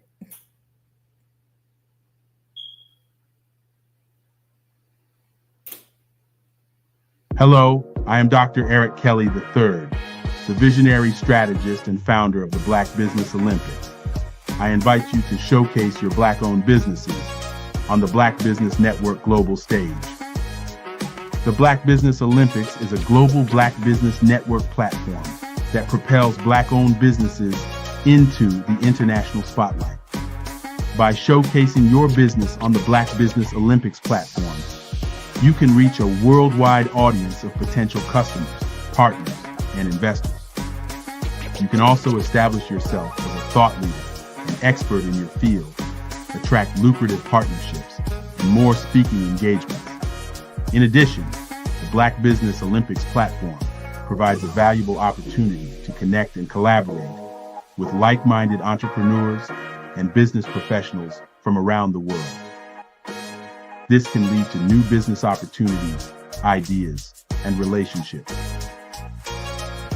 Finally, by sharing your story and expertise on the Black Business Olympics platform, you can inspire and empower others. This is a powerful way to make a positive impact on the world and leave a lasting legacy.